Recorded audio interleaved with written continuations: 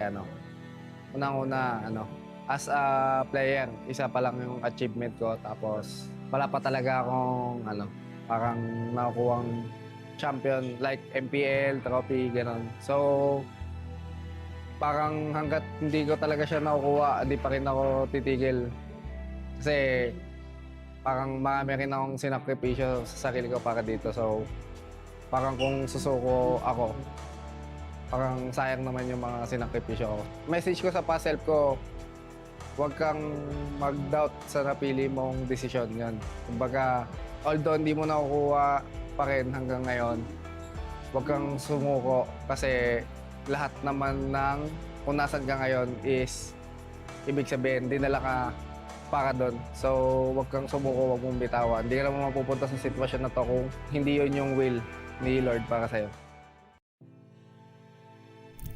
Siguro po, kung ba't nag-i-stay pa rin ako yung sa passion ko po, sa paglalaro. Kasi po, parang marami po akong gustong patunayan, ganun. And yung dream ko po na makuha yung, yung makapag-world champ, ayun po. Kaya siguro po yun yung reason kung ba't nag-i-stay ko po ako. Siguro po siya ako nung dati, nag-aaral lang po ako nung dati. Tapos, nakita ko lang po yung ML sa ate ko. Tapos, ayun po, parang tinry ko po siya laruin. Then, naging kasama ko po yung kuya ko. Tapos, ayun po, nag-try lang po kami na, maging libangan. Tapos, grind lang po. I'm super fan Nor Arumpak from Iligan City. Hi everyone, I am super fan Ainol from Iligan City. Experience namin dito sa MPL Arena mismo is exciting siya at saka mas ramdam mo yung kaba lalo na pag nandito ka na, parang double times yung kaba na nararamdaman mo para sa team na sinusuportahan mo. Sobrang exciting kasi I'm watching with my cavalries also, and then super exciting kasi iba pa rin yung kaba kapag sila yung naglalaro tapos against Onyx pa din, which is both super team in this match. For Carl TZ, keep up the good work and palagi pa rin galingan sa retrihan. Good luck and then see you sa grand finals. Lilipat na kami pabalik dito to see you and to watch you sa finals and also sa MSC. Palagi po kayong pinapanood sa live. At saka galingan pa rin po at saka see you sa sa finals. We will make sure na pupunta kami. For me, maraming salamat po and talagang ginagalingan namin whenever na may mga fans talaga na nag-effort na pumunta dito and we're just lucky to have you guys. Thank you so much po. Same lang din po sa akin, sobrang nakakatawa kapag may mga ganitong fans na galing pa po kayo sa malayo and sobrang na-appreciate namin ngayon. Thank you po.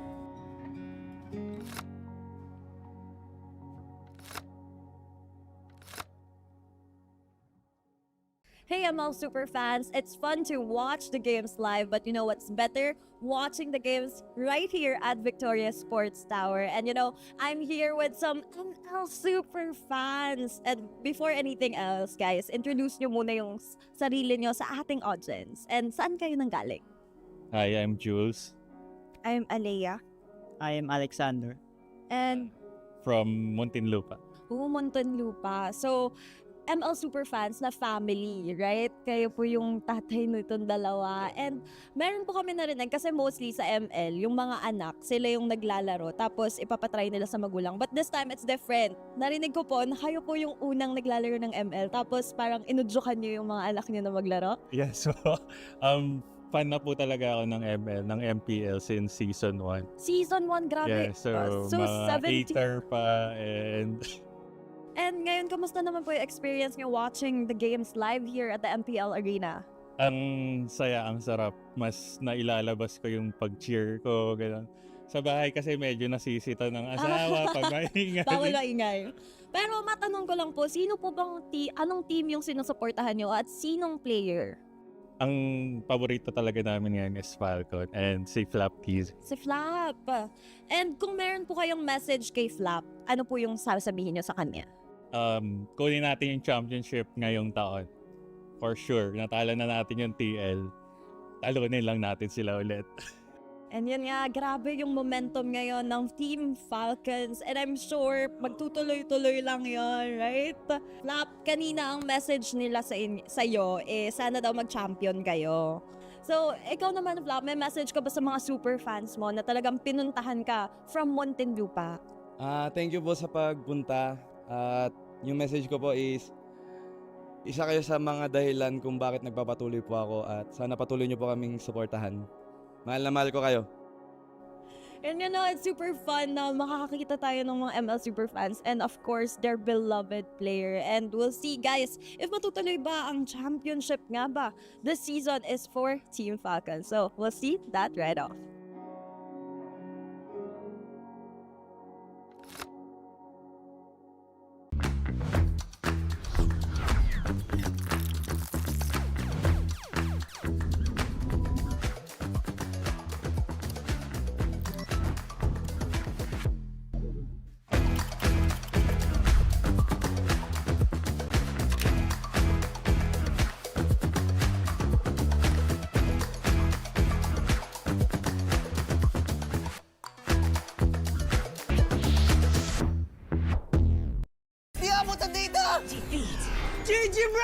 Don't worry! The Unli with Smart Power All 99. Hindi bitin with 10 gig data to power your games plus Unli Facebook or Unli TikTok.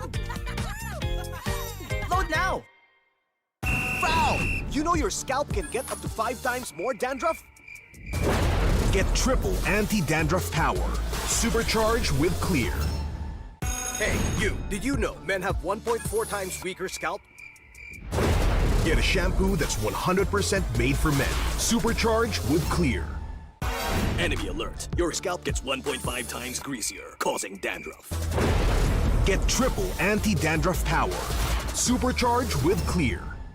Stop and pull over. Your scalp gets 1.5 times sweatier. For cooling power, supercharged with Clear.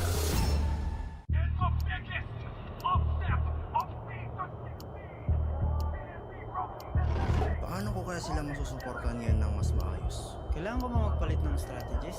Nagagampanan ko kaya ng maayos ang role ko? Will I be able to meet their expectations? We have to prove them all wrong.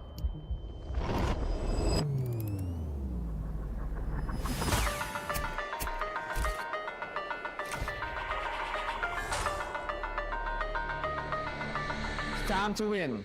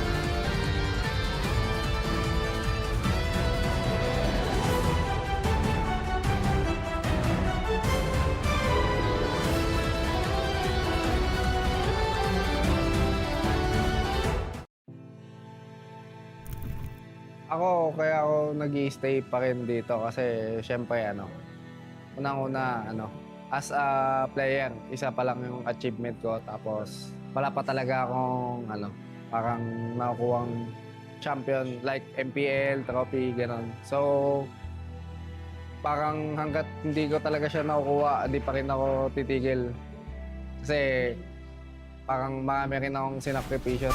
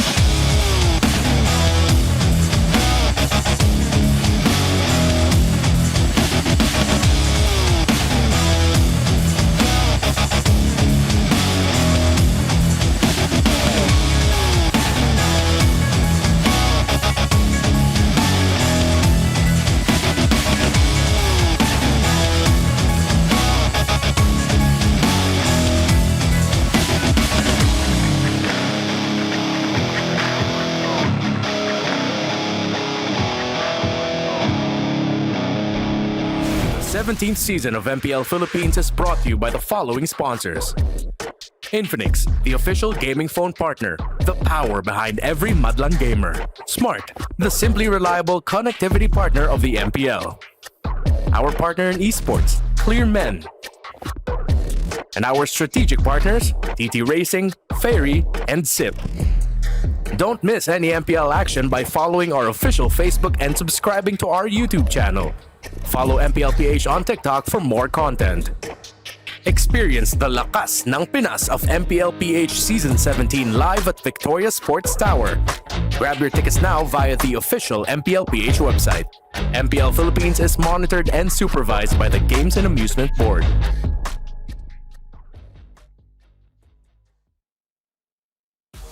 Super fans, welcome to the second day of week 7.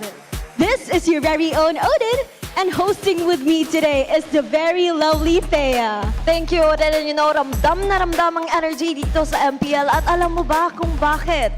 Well, parang alam ko na, because today isn't just any day. It's Super Fan Saturday! And you know, tatlong matches ang nag-aabang sa atin because they will paint the picture of our playoffs. Pero Odin, bago tayo magsimula, anong match yung inaabangan mo? Well, medyo marami nga talaga tayong aksyon na dapat abangan. But for me, ang pinaka-inaabangan ko ngayong araw is our second match. And it's Team Falcons versus Barangay Smart Omega. Naputol na nga ang win streak ng Smart Omega kahapon at tingnan natin kung makakabawi sila. At bukod pa dyan, pareho silang may mga solid na supporters. And you know, Odin, same. Kasi iniintay ko din ang second match because it will determine kung makakakuha ba ng upper bracket spot ang Falcon or pasok na ba sa playoffs ang Omega. At aabangan natin lahat ng aksyon dito lamang sa tahanan ng pinakamalalakas. Ito ang MPL Philippines Season 17. Palag na to! Magandang hapon sa lahat ng sumusubaybay sa MPL Philippines Season 17. Narito na po tayo sa pangalawang araw ng Week 7 at kami ang inyong makakasama. Uuwi pa rin with Josh Cakes and Midnight. At para naman sa ating English panel, Hans, kamusta tayo dyan? Yup, it is still me, Hans Galeria, joined of course by none other than Brigida and Wolf. Intense ang mga magiging laban and I'm excited to see how it's gonna go down. Sana nga umabot tayo ng overtime. And by the way, MPL Philippines is monitored and supervised by the Games and Amusement Board. Nandito na tayo sa ating Super Fan Saturday, mga kapatid. At kahapon, kung mabilis ang mga lagay-lagay, mukhang ang bagay-bagay ngayon ay sobrang tagal ng ating labanan dahil playoffs na ating pinaglalabanan. Ang ating Infinix standings coming in day 2. Kamusta ba tayo dito ngayon? Now that meron na tayong isang team na nakapasok na agad, nakasecure na kanilang upper bracket, we have yet to see kung sino yung makakasama nila doon sa upper bracket spot. Pero dahil tatlo na lamang ang natitira na slot for the playoffs, tapos dikit-dikit pa yung mga teams na nandun sa 4th to 8th, malalaking bagay na makita natin kung masisweep ba o hindi. Ito yung nag-overthink na yung kanya-kanyang analyst at kanya-kanyang calculator ng mga teams. For sure, may nagko-compete na ng kanilang mga permutation gaya ng ginagawa ng aking idol na si Wolfcast. Kasi importante, yung mga puntos dito, yung per game, binibilang na ng mga franchise. Yes, and I agree. At with yung minention ng hosts natin kanina earlier din, na isa siguro sa pinakaabangan nila ay yung second series kasi yun yung makaka-affect when it comes to the overall standings in terms of whether or not we will still see 3 playoff spots available by tomorrow or mababawasan na. Yeah.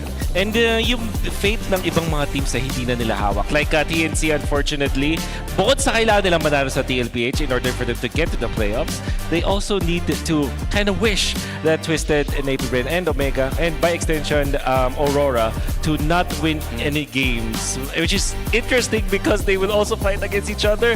So it's really a very, very, very tight rope for TNC. Oh, and bukod na lamang sa buong Pilipinas na nakasubaybay ngayon sa pinakauna nating laban, pati yung mga teams na hindi nahawak ang kanilang kapalaran ay nakatingin dito. Nahanap na nga ng Twisted Minds ang kanilang plot twist.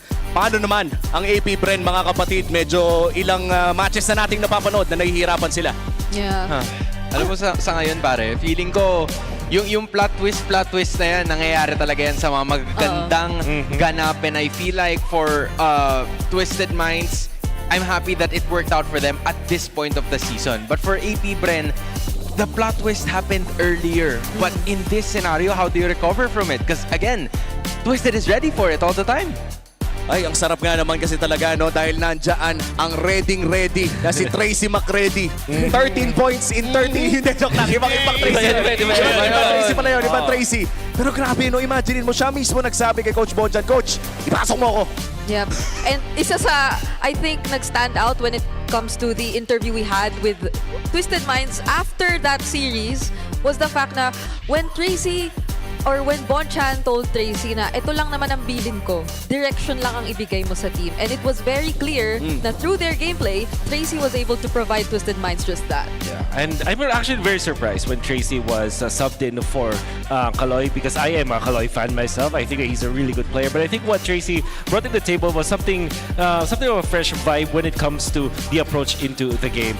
It's interesting that Tracy was able to perform in a team that is actually a very strong team, in fact, against Rora. But he also said, Sean even said that he was surprised about the performance of Tracy, and everybody is so excited about him. Well, ang daming nangyaring maganda para sa Twisted Minds last week. Balikan muna natin kung ano nga ba yung nangyari at kung ano tumatakbo sa isip ni Tracy. Division lang ako dito. Atin na to, pre. Kalma, ano na lang tayo, setup tayo dito mamaya. Ayun na, bumalik window. Namin top. Kalma na top. Tardaling ha. Commit, boy. Ito, wala balik. Ay, balik ka na. Top. Ay, top. Di ba nakapag-play? Kalmado lang, pre. Reset muna. Okay lang. Reset muna. Wow, and when we think about it, isang ating roamer of the week, by the way, na si Tracy ay nag-shot call para sa Twisted Minds last week, giving them a win against the defending world champions. Balikan natin kung ano nga ba ang playoffs condition para dito sa Twisted Minds. Kailangan nila manalo ng 2 matches, so medyo mahaba yung isa. Analyst, kayo na lang. Simple lang yan. Ang habol ng Twisted Minds dito ay 2 series win. Or, kung matatalo sila ng isang beses, kailangan nilang may matalo doon sa TNC and pati na rin sa Aurora. Kasi ito yung 3 team na sort of naglalabanan sa ilalim. Kumbaga sila kasi yung naghahablutan ng mga puntos kasi dikit-dikit sila eh. Yeah. Between all the teams na natitira dun sa baba, Twisted, Aurora, tsaka itong Omega, yung parang higher chances than both TNC as well as APBR. At sila din naman yung nasa taas. However, para dito sa Twisted Minds, I think ang pinaka magbibigay talaga sa kanila ng peace of mind is if they win today. Well, if they do win today, that's one step closer patungo sa pinapangarap na playoffs. At ang nakaharang lang naman right after AP Bren, walang iba kundi Falcons na sa ngayon bumubulusok pa rin sa init. Speaking of mainit ang Twisted Minds dahil ang dami na nga nilang naipalabas so far. And ano pa kayong mga naitatago? Sa tingin niyo ba may nakatago pa para sa Twisted Minds? I mean, nandun na yung fact na nagkaroon sila ng magic bullet na tinatawag nga natin. And so far, historically speaking, marami nang naging magic bullet all throughout the MPL Philippines. Nandiyan sila Sir Matt, dito pa nga si Marky, sa Solution, MPL ID nung Season 12, si Okir din nandyan, si Coil from TNC, and si Teddy from TLPH. And we're talking about Tracy here na siya yung naging elephant in the room kasi kailangan mong may sense of commando. Kapag lalabanan mo yung mga teams like specifically ngayon APBR and yung next na which is Team Falcons, and ang laking bagay nun for Twisted Minds. That's true. And yung pagko-command ng yun ay narinig natin kanina, Wolf. Ito yung sinasabi ng mga pro teams na diin sa pag-shot call. Parang hindi siya basta magbibigay ka na lang ng isang call. Hindi yung sasabihin mo na pupunta ka dito or ito gagawin natin. Kailangan may diin yung pagsasalita. At utan, nandito na rin naman tayo sa diin ng iyong pagsasalita. Pupunta na rin tayo sa The Howl, ating Infinix Keys to Victory. Wolf, ano bang sisimulan natin dito? You know what? Because yung Twisted Minds, maganda naman na yung performance nila recently. Ang naisip ko na kailangan nilang gawin against APBR is more on their drafting. I'm not saying na hindi maganda yung drafting so far Twisted Minds, pero ito yung nakikita natin sa teamfight composition nila na mag-work. Which is, meron kang consistent na crowd control sources at meron kang 2 DPS sources. And I specifically said here na 2 kasi parang minsan na-over yung mga DPS sources na nawawalan ka na ng balance. You need some frontline pa rin. I believe for Twisted Minds, ito yung tinatawag na composition na balanced. At pag ito yung nakuha nila, feeling ko dahil sa shot calling na rin na mula kay Tracy at yung direction na napupunta nila, mas maganda para sa kanila. Yeah, and for APBR naman, I think nagagawa naman nila to, no? Yung first point, yung win or equalize each lane matchups. But I think there's a certain emphasis sa magiging tapatan sa roam. Hindi lang sa XP, alam naman natin si KLBJ and Lansu, very reliable sa kanilang mga setup heroes, but also on the roam. With the rise of the Khalids, the Hildas, feeling ko sobrang importante dito na magiging tapatan nila kung ano man yung magiging hero selection, if catch hero ba or hindi. And also the fact that APBR at this point hindi na sila makakapagsuyo ever. Bigyan ng magandang James Pang slot ang AP Brent. For the longest time, they've been one of the most prominent red side teams in the league because of the last pick. Kahapon nakita natin yung joy na lumabas mula kay James Panks. Kailangan nilang ayusin yan kasi medyo naging greedy yung kanilang naging selection. Super farm heavy no kanilang lineup. So maybe we get to see more heroes here like Lucas, Lancelot, maybe Hanzo. I don't know. Uy, sana nga may mailabas pang ganun at sigurado no, pinag-aralan niya ng ating mga coaches at kung ready na kayong i-level up ang inyong laro at inyong grades, ang best students ay hindi lamang nag-aaral ng matino, nagsa-study din sila ng smart. That's right. Meet the Infinix XPad 30E, the first true education tablet in the Philippines. It features an 11-inch FHD plus big screen, an AI tutor on tap, and over 120,000 free courses. It's time to make learning easier and a whole lot more fun. Get your Infinix XPad 30E, your easy learning smart buddy. At kitang-kita din dito no, sa stats, binalikan ko yung sinabi mo kanina midnight dito sa ating XPad na kasabayan pala nun yung Claude. So very greedy nga ang ating nakita. But at this first best of 3 guys, sa tingin nyo ba ay tatagal ito? Mabilis ang hula lang? Sana game 3. Kasi nandun game 3 eh. Oo. Yes, kasi kahapon, everything happened so fast, di ba? Masyado mabilis na tapos. So, malay mo naman, Super Fan Saturday. Today, let's take it slow. I want to take it slow, that way. 3 games all. 3 games all sana. 9 games maximum. Happy Super Fan Saturday sa lahat ng ating mga ticket holders at pati sa ating mga live audiences na by the way ay napupuno-puno na rin ang ating Victoria Sports Tower sa ngayon. So kung makakahabol pa kayo ay might as well. And this is it. Our first best of 3 para sa ating Super Fan Saturday English panel. Maraming salamat. Magkikita tayo ulit muli. Magsisimula na po ang ating laban. Kaya players, pasok. To ensure the integrity of the game, welcome our marshals, Miko, Chico, Dujin, and Joshua G. Riding the high of their comeback win, Minds, make some noise for your Twisted Minds!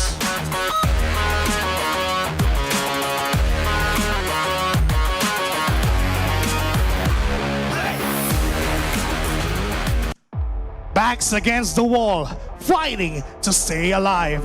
Now is the time to bring the joy of winning back to the hive. Bees, magingay para sa inyong APBR!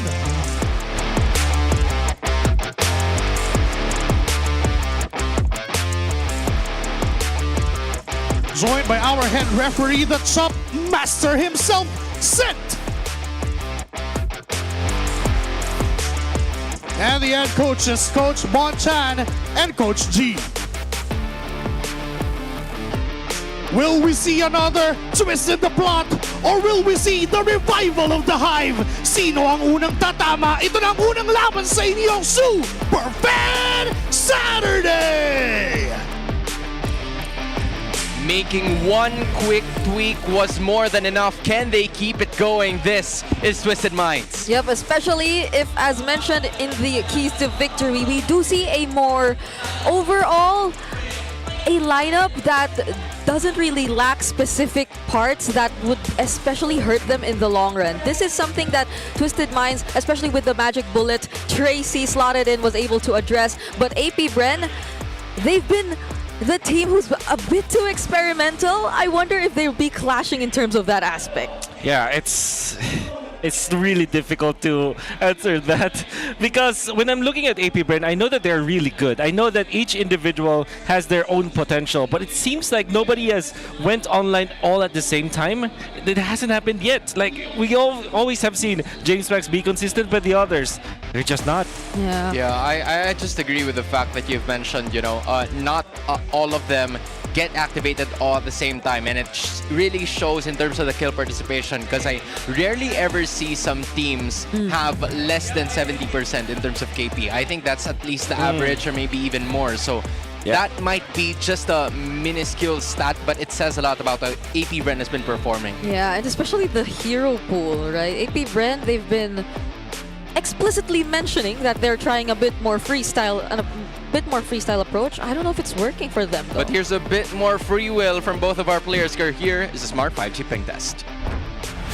May interview ba mamaya o magbabaw na agad? Hello. Anong masasabi mo ngayon na maglalaro ka ulit for the second time? Masaya kasi nararamdaman ko yung tiwala ng mga ka-mains ko. Ayun. Sa mga kalaban namin sa Twisted Mind mamaya, galingan natin pareho, pakita natin kung ano yung pwede natin pakita. Saka, bigyan nyo kami points, kailangan namin. Palaglag naman kayo, napasok naman tayo playoffs eh. Against APBR ba? Ano masasabi mo sa kanya? Good luck. Ay, galingan natin, bigyan natin ng magandang laban yung mga pumunta dito. Walang hype? Humble lang, humble. Message ko sa mga nanay dyan guys, Happy Mother's Day advance and sa mother ko bukas, birthday nga. Happy birthday ma. Para sa surprise ako, mamaya. Kailangan mo kumanta ngayon, Frank. Ano ang kayo natin? Yung kabisado. Kabisado ko na. Kabisado ko na. Ano ulit? Ang tamis ng iyong labi. Kabisado ko na. Tama na yun, di ko kabisado, pre. Sadly, I do not know if Tracy was singing or reading a poem, but nevertheless, it's still a song coming out from Twisted Minds. What's so different about both of these roamers as you're taking a look at game number 1, Twisted picking up Flying Clouds, is that Tracy and Nova came from different ends in order to make it here. Tracy was an overseas player. He found his chance when he got acquainted with some of the Twisted Minds players. But for Nova, he had to grind all the way down in the MDL, boosting himself up, being a champion. And now, the grind continues, being at the bottom of this MPL Season 17 standings. What I do feel about Nova is that he's a really good player.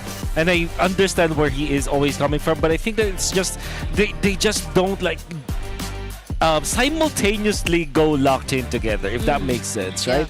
Because there were so many times where Nova was so dependable on the roam side, but then eventually Aqua gets taken off, and when Aqua, for example, is having a good game, it seems like the other players aren't. So whenever APBR wins, you can see that everybody's just online. So what they need to do now is just to as the Gen Zs would say, as us Gen Zs would say, lock in, bro. Yeah, lock in. Lock in, bro.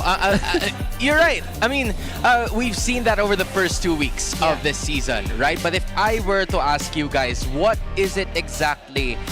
What does it have to take for them to get activated all at the same time? What was missing over the last or the past 5 weeks that they were able to do in the first 2 weeks that they're not doing right now? I'd want to see them simplify things a bit more. Ooh, interesting. Because even for like let's say yesterday, Omega versus Team Liquid Philippines, it did feel like it wasn't the usual Omega because Liquid themselves said that they might have been overthinking things a bit too much. And so that strays a bit too far from the identity we know of APBR, that early game-centric, surprisingly, APBR. So let's see this time around. And I also have my eyes especially on where they slot in James Pank's hero. Because I very much agree now, especially that they're on the red side again. Yeah. So usually it's that 5th slot. The Suyu being banned by Twisted Minds always tells me that they want to prioritize the Harley. I think that as the tournament has developed from week 1 and now up to week number 7 is what we have, it seems like Harley has been the hero, been the top hero, in fact, for most teams. Yeah, they really are maximizing the snowball of that Harley towards the early portions of the game, especially upon taking majority of those objectives, specifically the turtles. But it's not going to be seen today as APBR is going to be banning it out in the first game of this series. A lot of different heroes in the jungle could still be potentially picked for the other side, but it leaves a lot more for the others. But for Twisted Minds, they didn't even think twice about that, picking up that Leomord. And it's just, if the Leomord is open, take it. If the Harley is open, do take the Harley. Now, what is left for APBR? You don't have a valid James Banks hero now. Without the Harley, without the Suyu. But you still have to think about the Claude, I feel like. You still have to take it. Yeah, it's their top pick hero, honestly, so far this season. So I do feel like they will go for that Shizo hero early on. The Aqua That's Valentina. That's Valentina, probably a Claude. Alright, there you go. So what is your answer now of your Twisted Minds? I know Freya. There's no... It's interesting that the Baksha hasn't been picked up yet, but I feel like APBR wants to get that.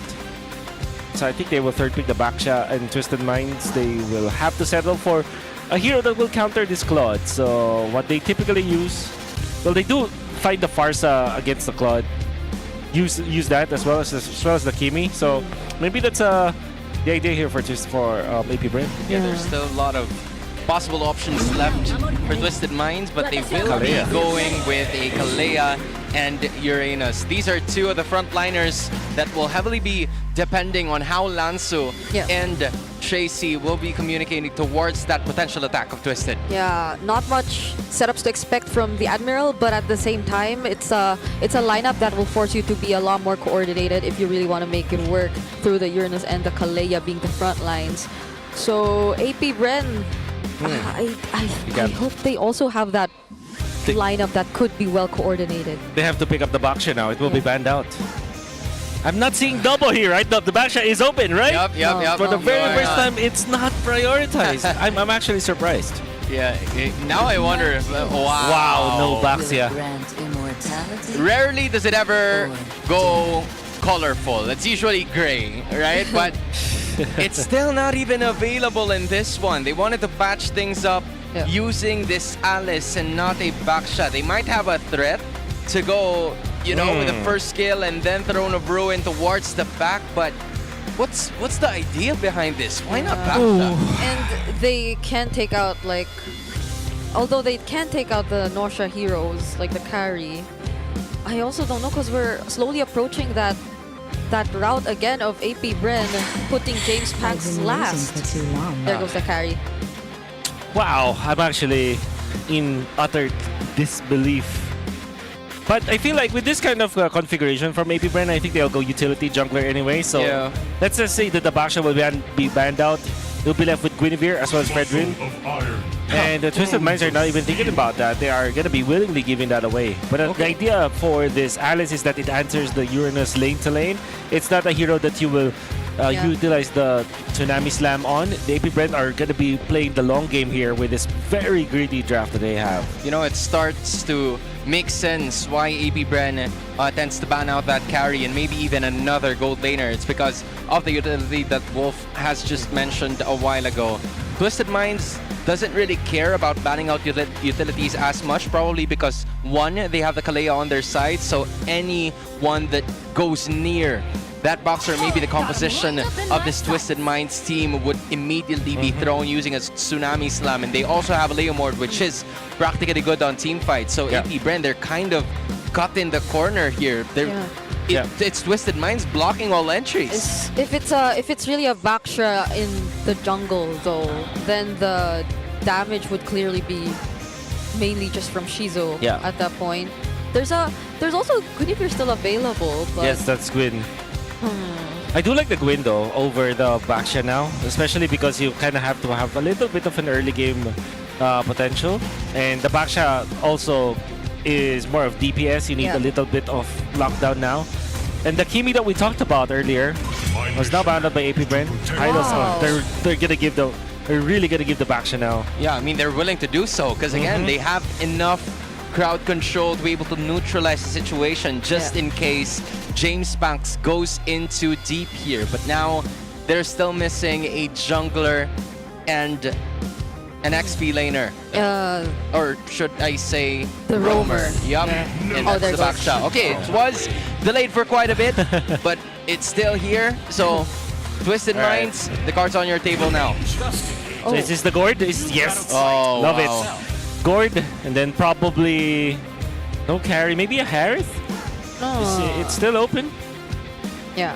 But no, Nosha really likes that. But I feel like if they picked up the Granger right now, I think it will just complement their composition. You have a lot of burst to go with this Kalea.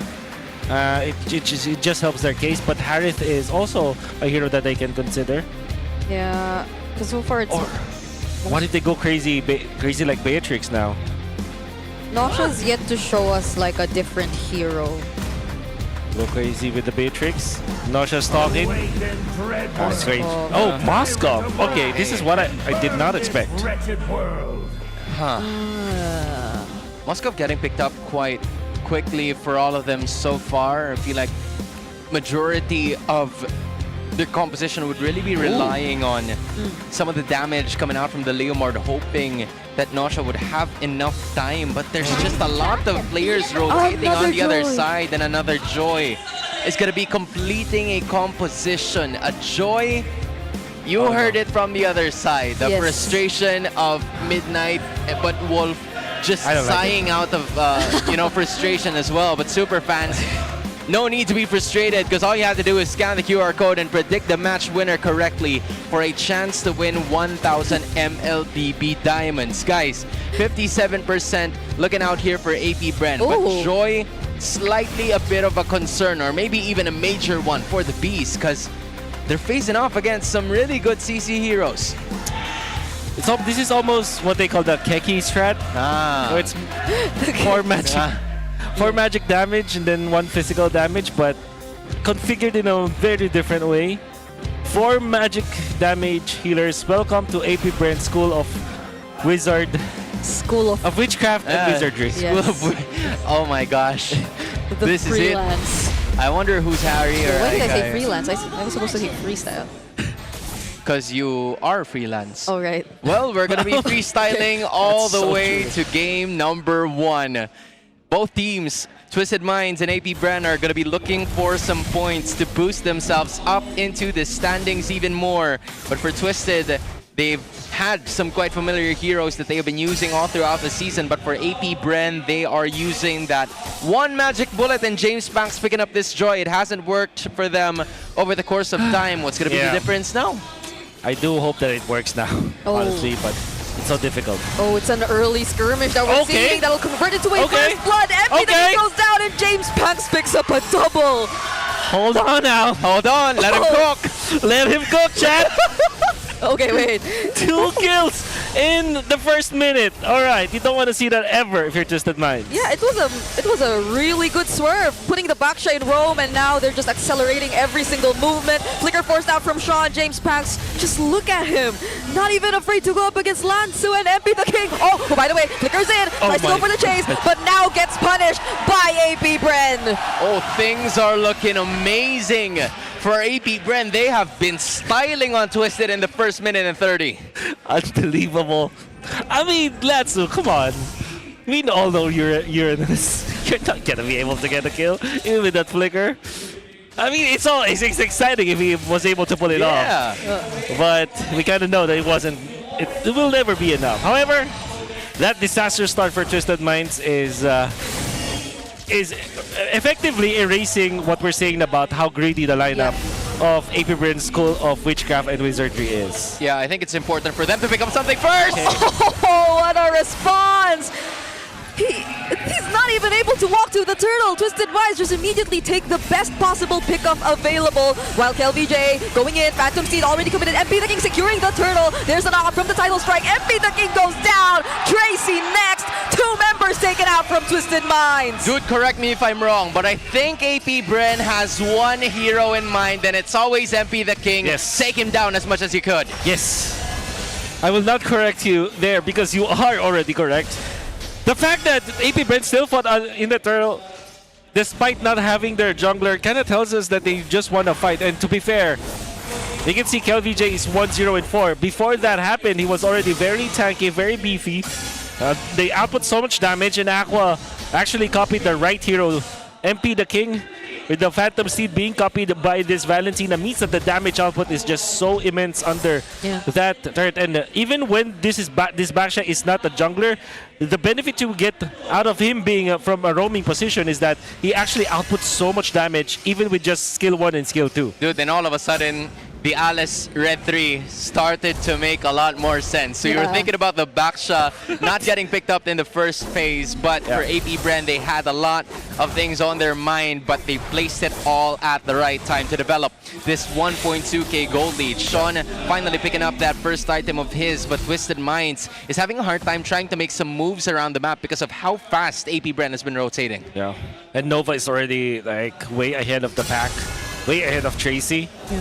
Now, this Kalea Blue 2 being picked up is now being punished by APBREN. The fact that they are now just tanking up, and Shijo does have the Purify, so it will now be more difficult for the Kalea to actually have a game Yeah. in this particular matchup. Yeah, at least for MP the King, he's not as behind, especially in terms of levels. If you look at the gold, I think there is only like a 200 to 300 difference existing between these two junglers. So he's pretty much still able to do his job. It's just that when the team fights do break out, AP Bren, they're not the kind of lineup who puts themselves in a position that you could just easily go for if you're looking at Tracy. Yeah, I think they're just maximizing on the fact that Nosha is still not going to be part of the fight for the first 5 minutes, and they're working their butts off to cut all possible edges here for the side of Twisted Minds as AP Bren slowly closing in on this turtle.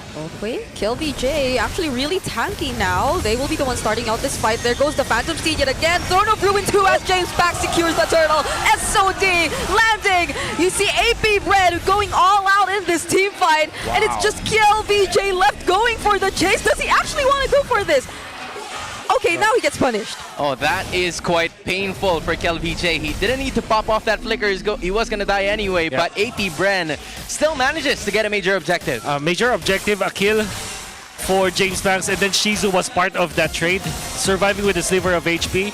Everything's working well for AP Bren right now. They don't need to be ahead this much against Twisted Minds, but they are, and all they have to do right now is just to stabilize. Make sure that KelVJ will get that second item, come the third turtle, or maybe even the Lord. Just get all of those beefy items that you need. I feel like you need some sort of radiant armor on KLVJ pretty soon so that they will not get bursted down, and that will allow AP Bren to have more control around the objectives. Yeah, this is getting tough for Tracy though. Aside the fact that he's already 0-3, like who do you really want to go for the Tsunami Slam? Yeah. There's no target now. Yeah, it's quite difficult to do. I mean, you're looking at a Purify Aqua, 7 assists. Shizu's Purify is going to be coming up next as well. And AP Bren, it feels like they have been winning these mini games around the map. Just like that. Yeah. Aqua, even with a Tsunami Slam, is going to be escaping quite well. And these mini games that AP Bren has been winning is helping them get to the peak of their composition. And now, speaking of peak of the composition, I feel like for AP Bren, they will just have to wait for items now. Yeah, that's, I believe that is eventually going to be Radiant Armor for KLVJ as well.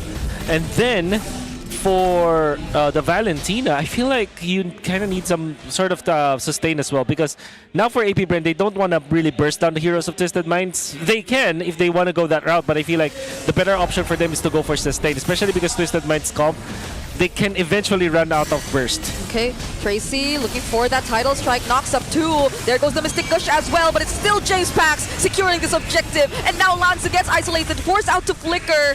Twisted Minds don't seem like they're prepared to take on this fight just yet. But you saw the nod of approval coming out from Coach G. It seems like it is all going according to plan. Am I saying that right? The coaches have their own heart rate monitors as well? Oh, I did not know that.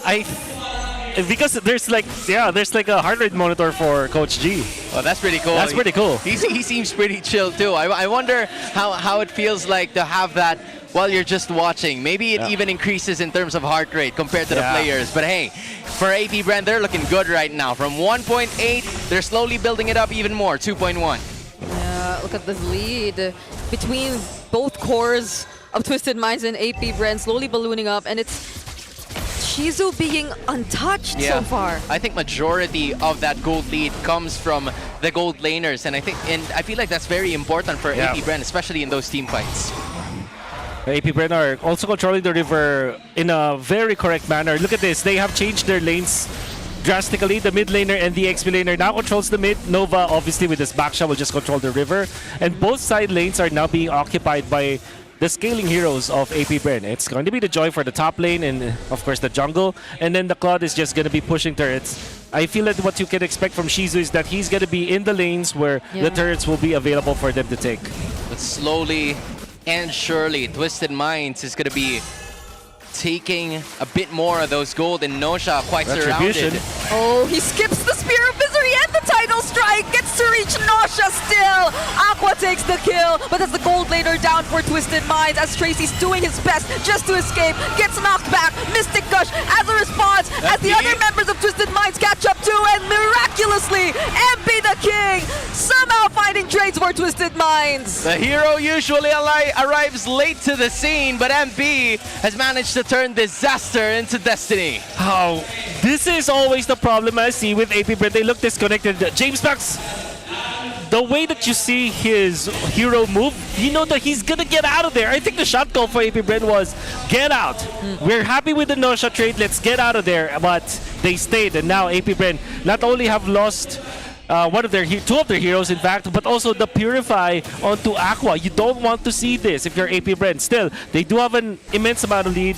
James Max is still very scary at this point, but mistakes like that can really cost you your lead. Yeah, it comes to a point, 40 seconds before the Purify of Aqua is actually going to be available again, but it seems like APBR are ready to go for this fight. 2.2k gold lead. Look at Nova making a U-turn at back. And they're making an entrance, and MP the King steals away the Lord.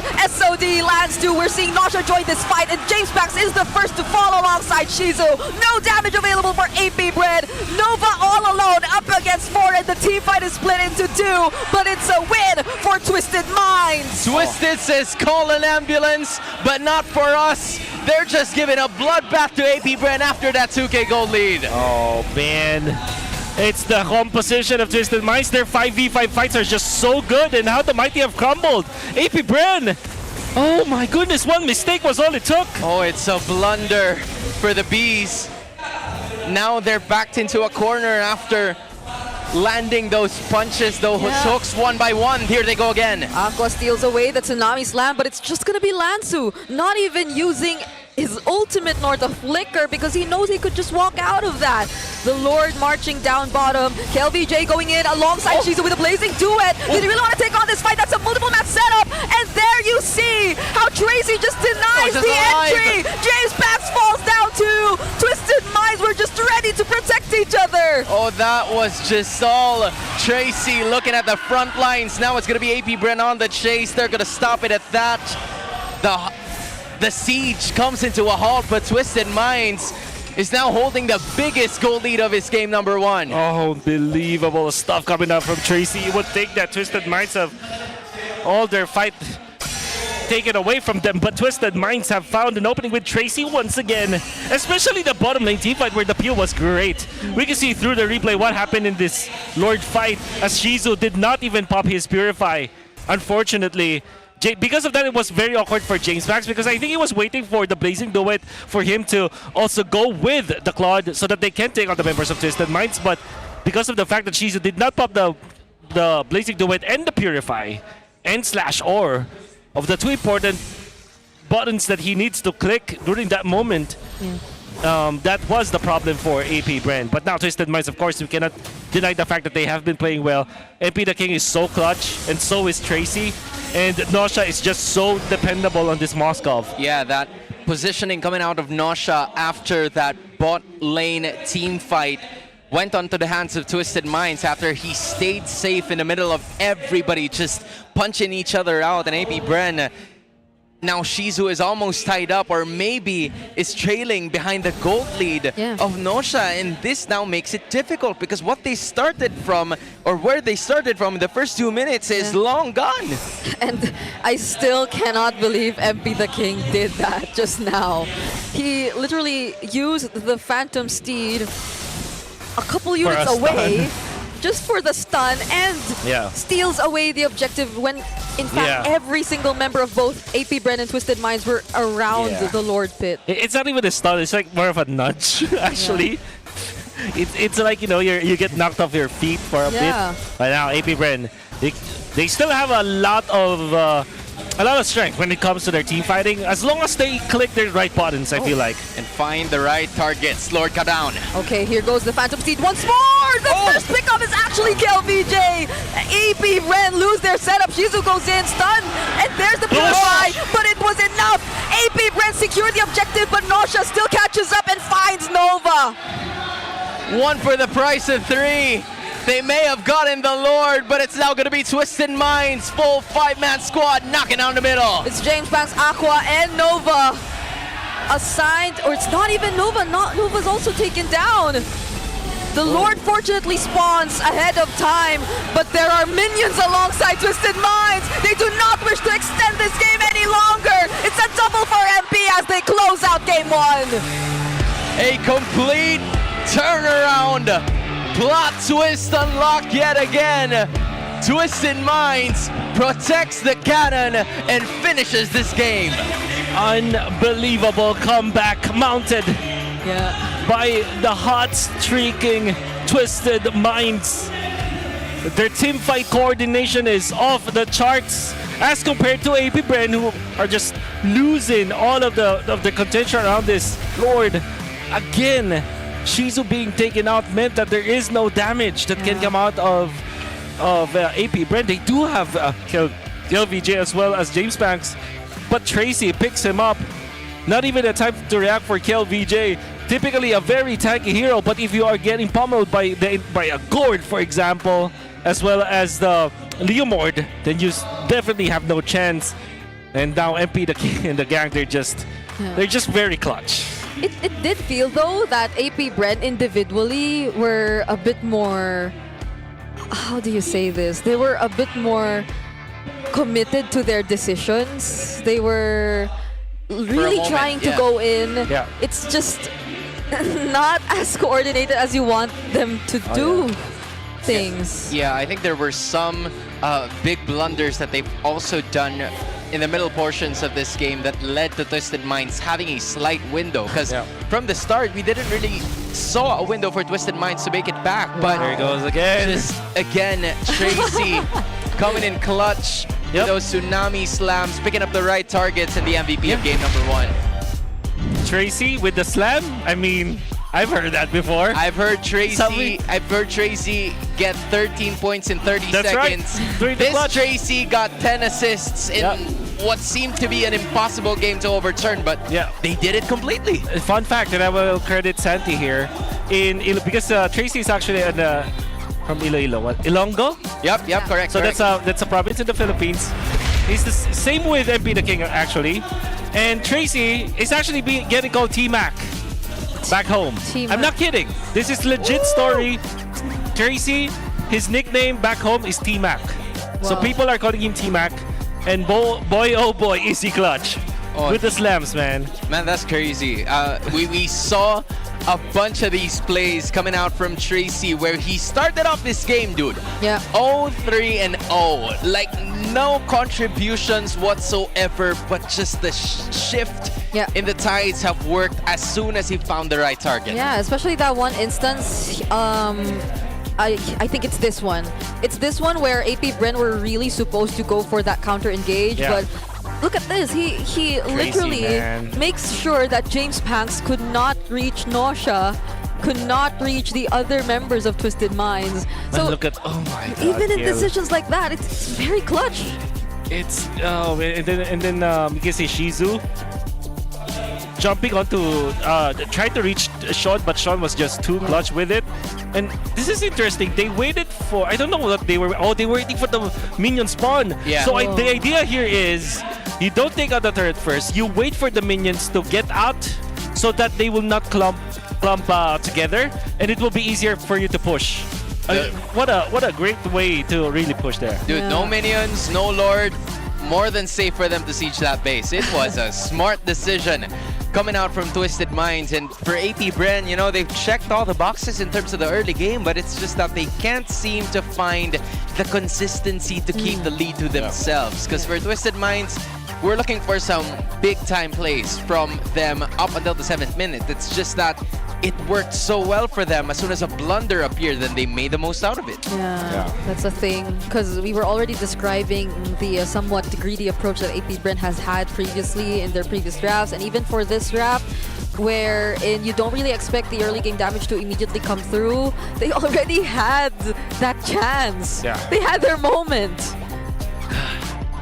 Man, I felt like, you know, for APBR, it felt like in the first minute it was free for all. They were able to kill anybody that's on their side because they had strength in numbers. But then the longer that this game went, they knew that their main target was Nosha. They were tunnel visioning on Nosha the entire time without, regarding the other players that were part of the mix, and it was just Twisted Minds making the most out of it, dishing the damage when they weren't looking. I'm already impressed by what APBR was able to achieve, and I'm already very happy of what they were able to do in the early stages.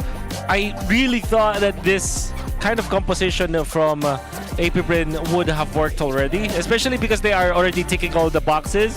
This is a greedy lineup. It doesn't mean that it will not work, and they were already making it work. All they had to do was just wait for their timings, farm up, get tanky enough, and not make those mistakes. Unfortunately, the communications coming up from APBR, it seems like they're just all over the place. You listed a bunch of things down. Farm. They were able to do that. Exactly. Take control of minion waves. Exactly. They were able to do that. The team fight is where they crumbled. I feel like that is where it became a lot more difficult from the start. But for everybody who's watching us at the English broadcast, make sure to level up in gaming and in life, because the Infinix Note 60 Pro is here. It's a Snapdragon-powered beast with a flagship feel that's shattering every benchmark in its price segment. And it's more than just its specs. This is the ultimate outdoor cinema device with a 6.78-inch 144Hz AMOLED display. Plus, you get to have fun with the active matrix display. How's that for a mobile device? Stronger performance, more premium feel, and more fun. And this is the Note 60 Pro. You do know. Because we did have a lot of notes for APBR in that game number 1 that I feel like they're gonna have to tweak in just 15 minutes or so. But in order for you guys to dominate the Land of Dawn, you need a connection that never lets you down. From scouting the rotations to tracking the pros, stay online and in the zone.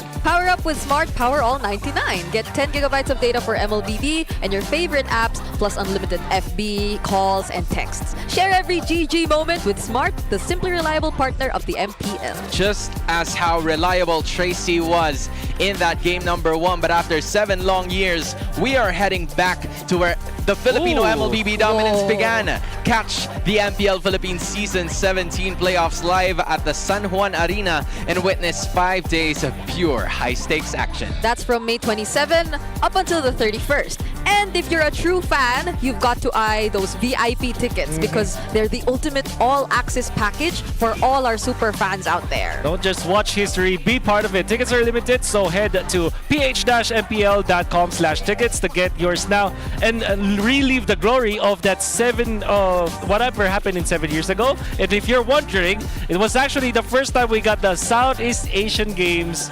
gold medal for multiple esports titles, including MLBB, where Carl TZ has begun his GOAT route. Yeah, the journey to GOAT. The GOATification of the GOAT.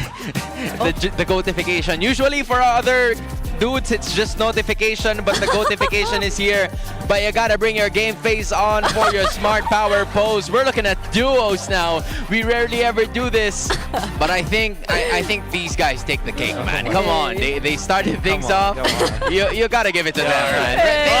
This is like the shortest smart power pose because it's so easy to find the winner right away. Congratulations to you guys. Yeah, I never knew we had like duo power poses. We should do that more often.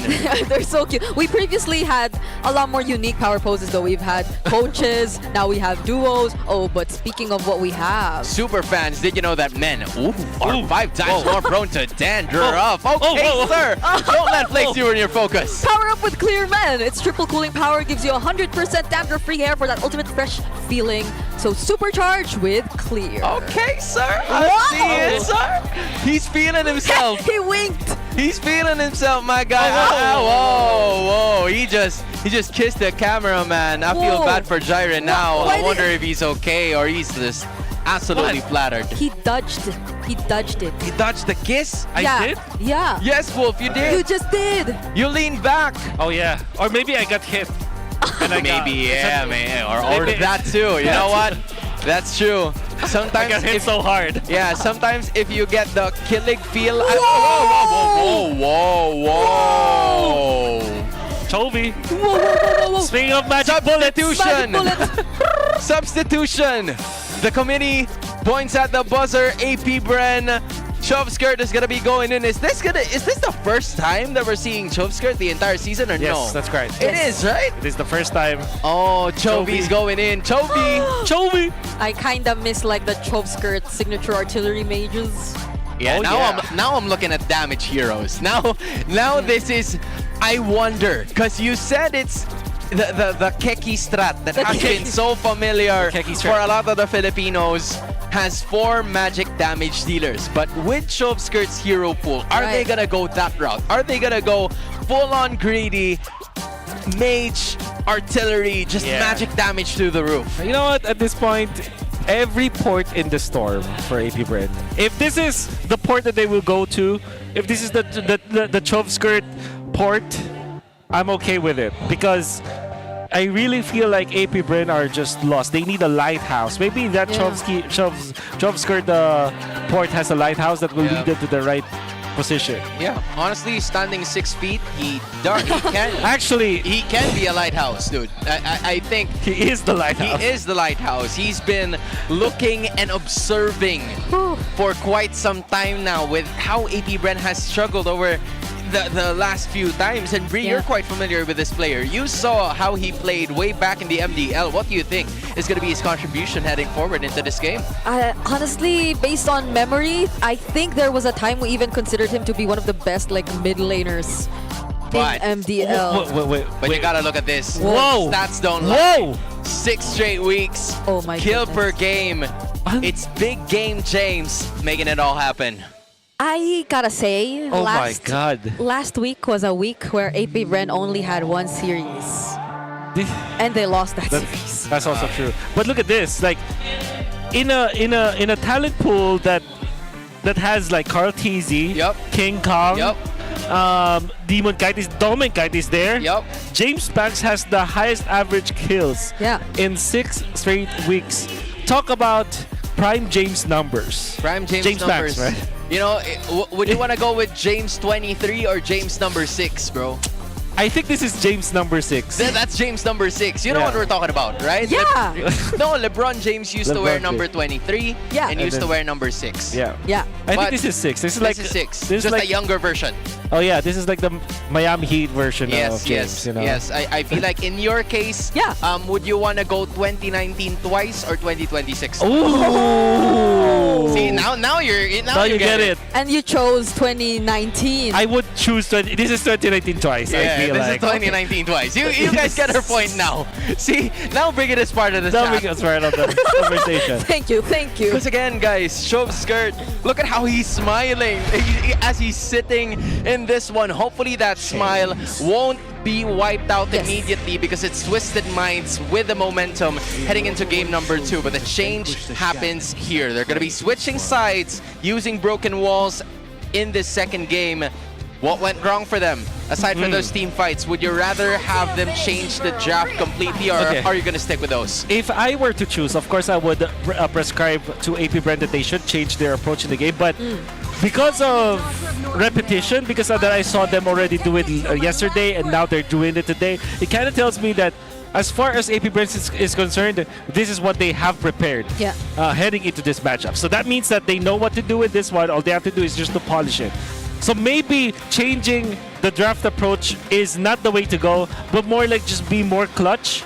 Just be more consistent with your team fighting. Just be more coordinated with your shot calling, and then maybe you can take down a Twisted Minds and force this to a game 3. Yeah, by the way, we weren't wrong. Coach G is indeed like having the heart rate monitor on his wrist. Cool. That's so cool, actually. Okay. I'm happy that you verified that for us because, like, you know, I wouldn't know like what the heart rate is looking like for the rest of our coaches, but for anybody who kind of missed out on the bans, you're looking at him on like the big screen. Yeah. I'm just very happy that I wasn't coaching anymore when this heart rate monitor is up. it would go off the charts. Dude, like what would be the biggest heart rate that you would have in terms probably of numbers? 200 if that even exists. Oh my god. Can you even hit 200? Dude, I will.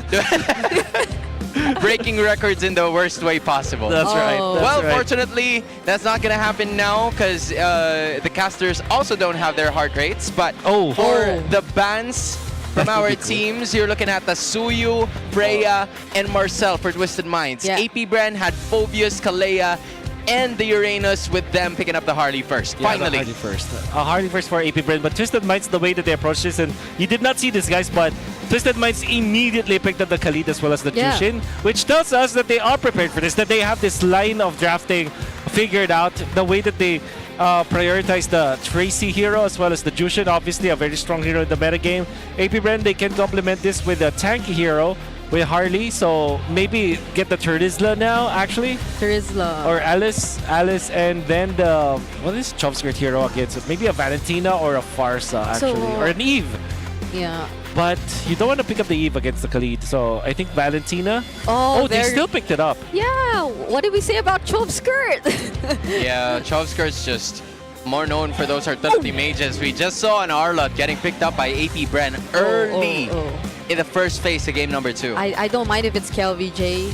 Like, I feel like at this point, at this very dangerous spot, you'd want to definitely hand him over those playmaking heroes. I agree. Yeah. Okay. What I do like about this lineup from Twisted Minds is that they reacted accordingly. I don't like the Eve in general against Khalid, but it will work against the Jushin. And I feel like most teams right now have figured out how to utilize the Eve in a way that you just wait for the Khalid to pop the ultimate and then you're going to be okay afterwards. And of course, the Khalid in the roam will be answered by a different hero. I wonder what Nova has in store for us. And maybe a Hylas to kind of aid this Eve, but we'll see. Now that I'm thinking about it, the show already got removed. Kalea's gone too. Yeah, Kalea's gone too. There's a lot of misplacement heroes that both teams have removed. So I'm thinking that for James Banks, he might have an easier route than trying to farm more, just like how he did in that game number 1. But the Hilda is going to be removed out of the mix as well. So they're looking to give James Banks a bit more of a breather, because if Khalid is already a problem from the start, you wouldn't want to double down on that if you're AP Brand. Yeah. It's interesting though, like majority of the roamers that Nova's previously used is already gone. Oh, okay.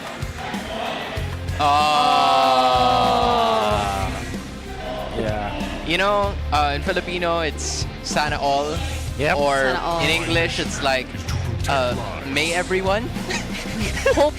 I hope for everyone. I hope all. I hope all. Right? I Or don't even maybe know. Sana's everything. Sana's everything. Yeah. You know what? Since your bias is Sana, Okay, yeah, okay. that makes a lot of sense. The mobile bias just gave me the makes evil sense. eye. Okay. So what do you call that? Like The side eye. Yeah, the side eye. It's okay, I understand. We all have Brigida our just gave me the preferences. biggest Give me the side eye that side eye. I've ever seen in my life. You don't ever see Brigida giving side eyes to anyone, but Oh my goodness. he doesn't play with TWIS, bro. He does not play at all. Okay, the chair was a bit too sideways. Okay, you can explain yourself later after the Oh, what broadcast. roamer does Nova get now? He's previously used, sorry. like, there goes the Harith, but Okay. he's previously used what? The likes of the Badang. Yeah, actually, you want a hard lockdown in a way. You still have maybe Gatot Kacha, which is a good synergy with this. Yeah, the line. But actually, you know what? Maybe they pick up the Grok now for AP Brand. Oh, I haven't seen that hero in a while. Yeah. Well, I have seen that hero many times. Yeah, in my non-rank games. You've seen or you've played? I've You've played, played. yeah. We've seen it. You guys have seen it. We've seen it. You've played it. Yeah, I right? think. Yeah, kidding aside, Gatot Kacha still works. Good synergy with Eve, but they already have the Ardent anyway, so they have the lockdown that they need. Yeah. And then they're gonna be looking for Okay. maybe a carry or a Granger now for AP Brand. No, there goes the Granger. There you go. So Twisted Minds, they can close this out with. Oh well, it's a glue. Glue. All right. Glue Jusin. Good to Oh no, it's a Khalid. Yeah, it's Khalid Jusin. going to Rome, so it's gonna be Glue against that Arlott. Yeah. Matchup wise, Okay. I would say, As a glue maid. yeah, like some it heavily depends on the player, because sometimes I have a hard time playing against Arlott using the glue.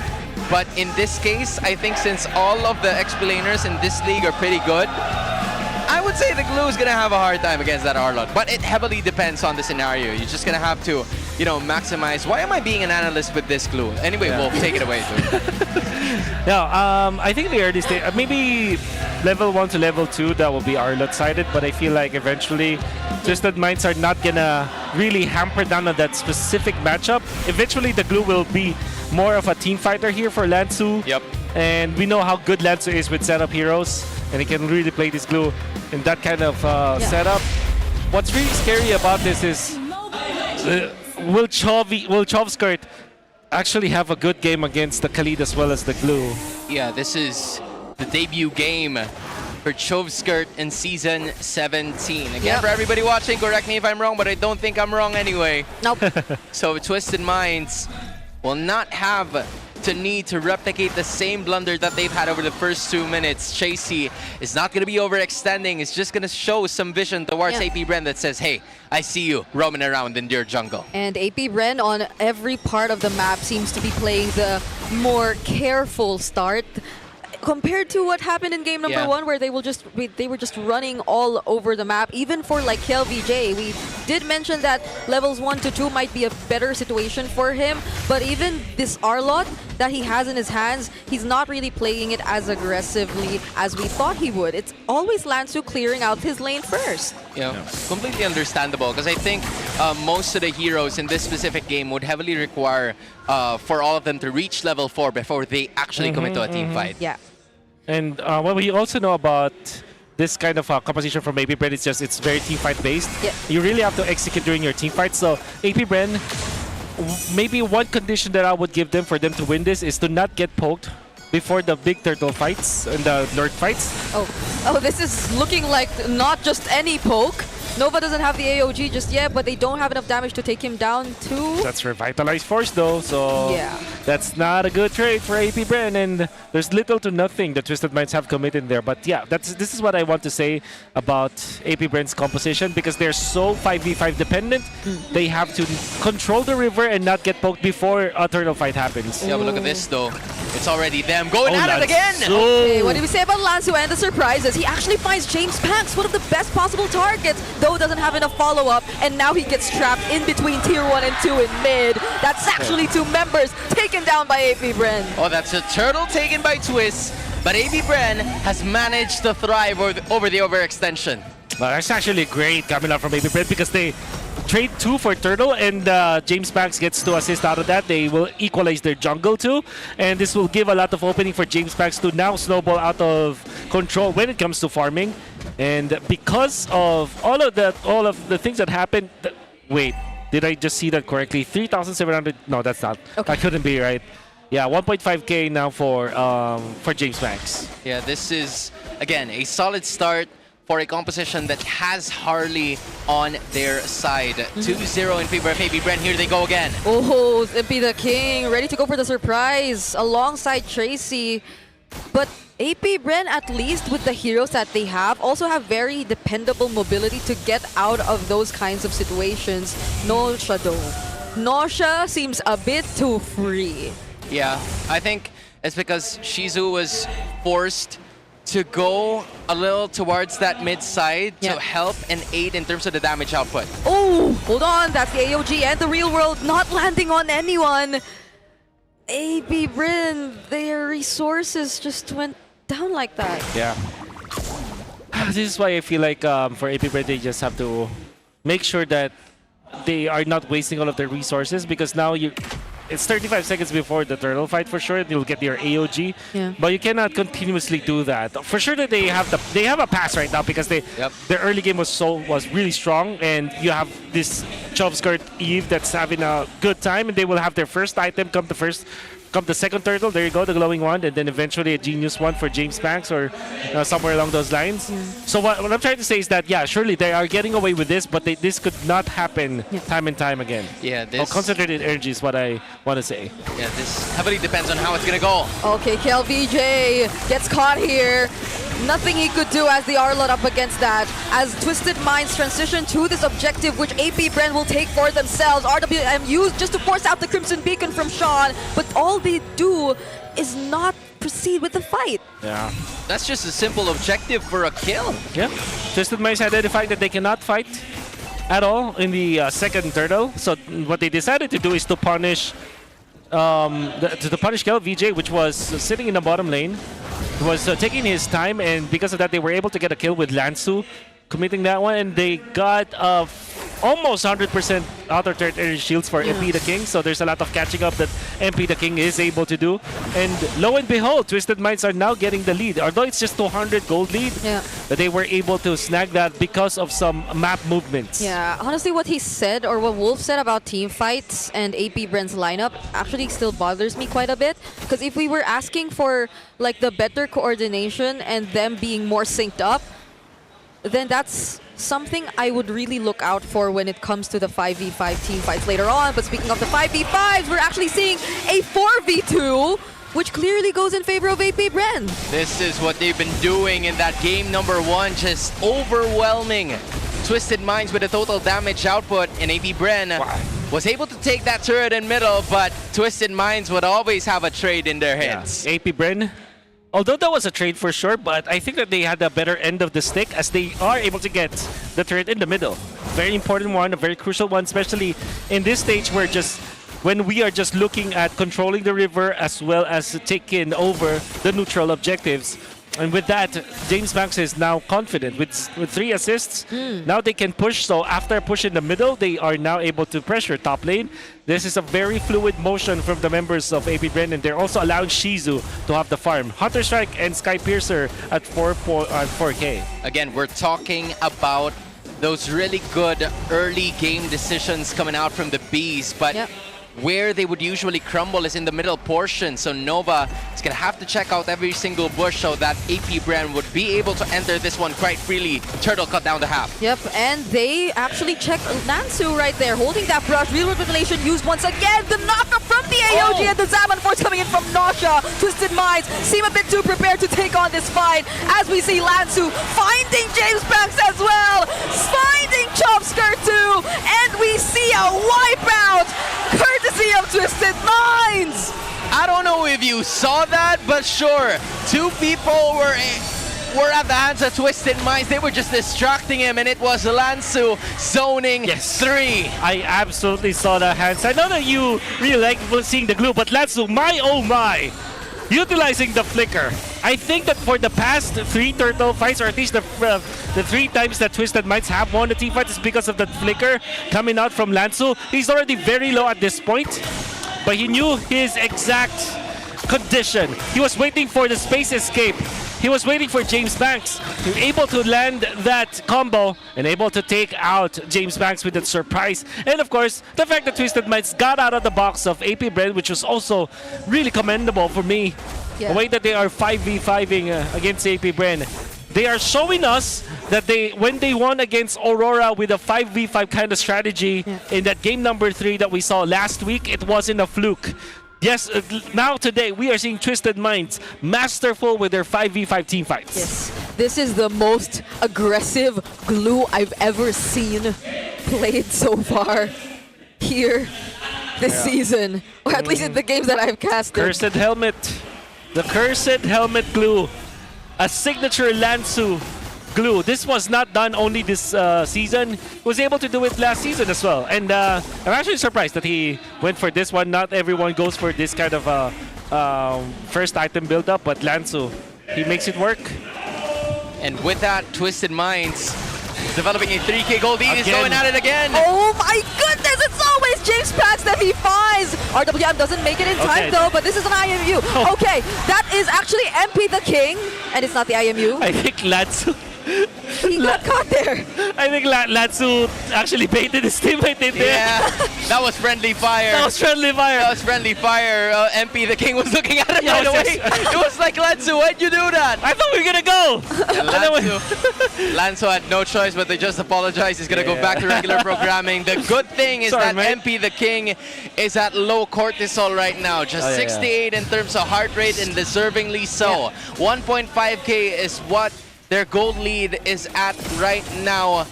Finally, Shizu building up those 3 items, probably helpful towards that next major objective fight. But Twisted Minds have to stay disciplined and avoid all of those overextensions because they have this game in the bag should they not make those errors. Yeah.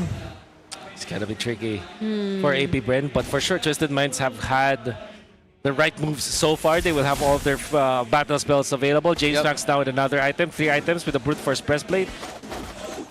Now, all they have to do now is to find their opening. Who is the right target here for AP Bren? Yeah. I feel like it should be Nosha or MP the King, but at the same time, Sean is always a problem. So, in terms of priority here, I would put Sean, then MP the King, then Nosha as their priority. Oh, okay. They used the deadly magic on Tracy though, trying their best to at least poke down the main front line of Twisted Minds before they get to go for anything. But it seems like they do not see this coming. Tracy actually goes for the set. Top Skirt falls first. They lose the RWM, and it's Nosha dancing with the Zaman Force as Nova uses the AOG just to get away. But KLBJ, he will be the sacrifice just the same. Oh, they divided the bees into 2. 2 was also taken down, and the Lord is just cut down to half health, but they're not even pushing it right away. They want to be careful. James Pack still has his Retribution. Quick Sandguard from Tracy. There goes the Phantom Steed. They're going to focus on here. Unbreakable doesn't land. James Pack just gets bursted down yet again, and the knockup from the Lantern Flares. Nova falls next. Chomskirt and Shizu could not contest. They were literally playing mind games on them, facing them 3v5. AP Bren was forced to make a move, but it was inevitable for Twisted to take that Lord. Oh, what a wonderful T5 configuration from Twisted Minds. This is what I call box in, because they were all able to put AP Bren into their side of the box, taking them one after the other, and every time that they are moving this box, somebody dies for coming out from AP Bren. Chovy, this Eve that was picked up after the Khalid was already picked up by Twisted Minds is really suffering. You saw how Tracy, the way that he utilized the Raging Sandstorm onto this Eve, the moment that Eve popped the real world manipulation was a way for us to know that it is actually getting countered by the Khalid on Twisted Minds because of the lead that they've had. Tracy had all the runway, the green light to go for that kind of play against AP Bren. Yeah, it was so unfortunate to see because even AP Bren decided to deal a bit more damage to Tracy first, but they never saw it coming. He was just walking around the Lord Pit, waiting or looking for that angle to go for that entry. And no one was able to stop AP Bren because what could be their hold even? It's just that one Unbreakable we didn't even see land during that team fight. It's just the potential final slash that you don't see being used to start the fights. And there comes a Conceal once again from Twisted Minds, but this is all they want to take for now. Oh, wait, they actually go for it. That's a flicker coming in from Lanzo and Tracy. They don't find the perfect setup that they wanted, but it's still enough to take down Nova. Nosha going in. Look at the damage from this Harif. And the dodge. Literally dodging all those bullets coming out from Shizo. And Lanzo also taking down at this Granger, where he wasn't able to take him down literally, but the fact that he was able to zone out Shizo, that allowed Twisted Minds to just set up their box once again. It's a box-in strat for Twisted Minds. And with that, the Hunger Games officially begin. AP Bren starving, stuck in their base, looking for a way to find some food somewhere around the jungle, but they have to be wary of the Twisted Minds roaming around their lair as they already have a 7.5k gold lead.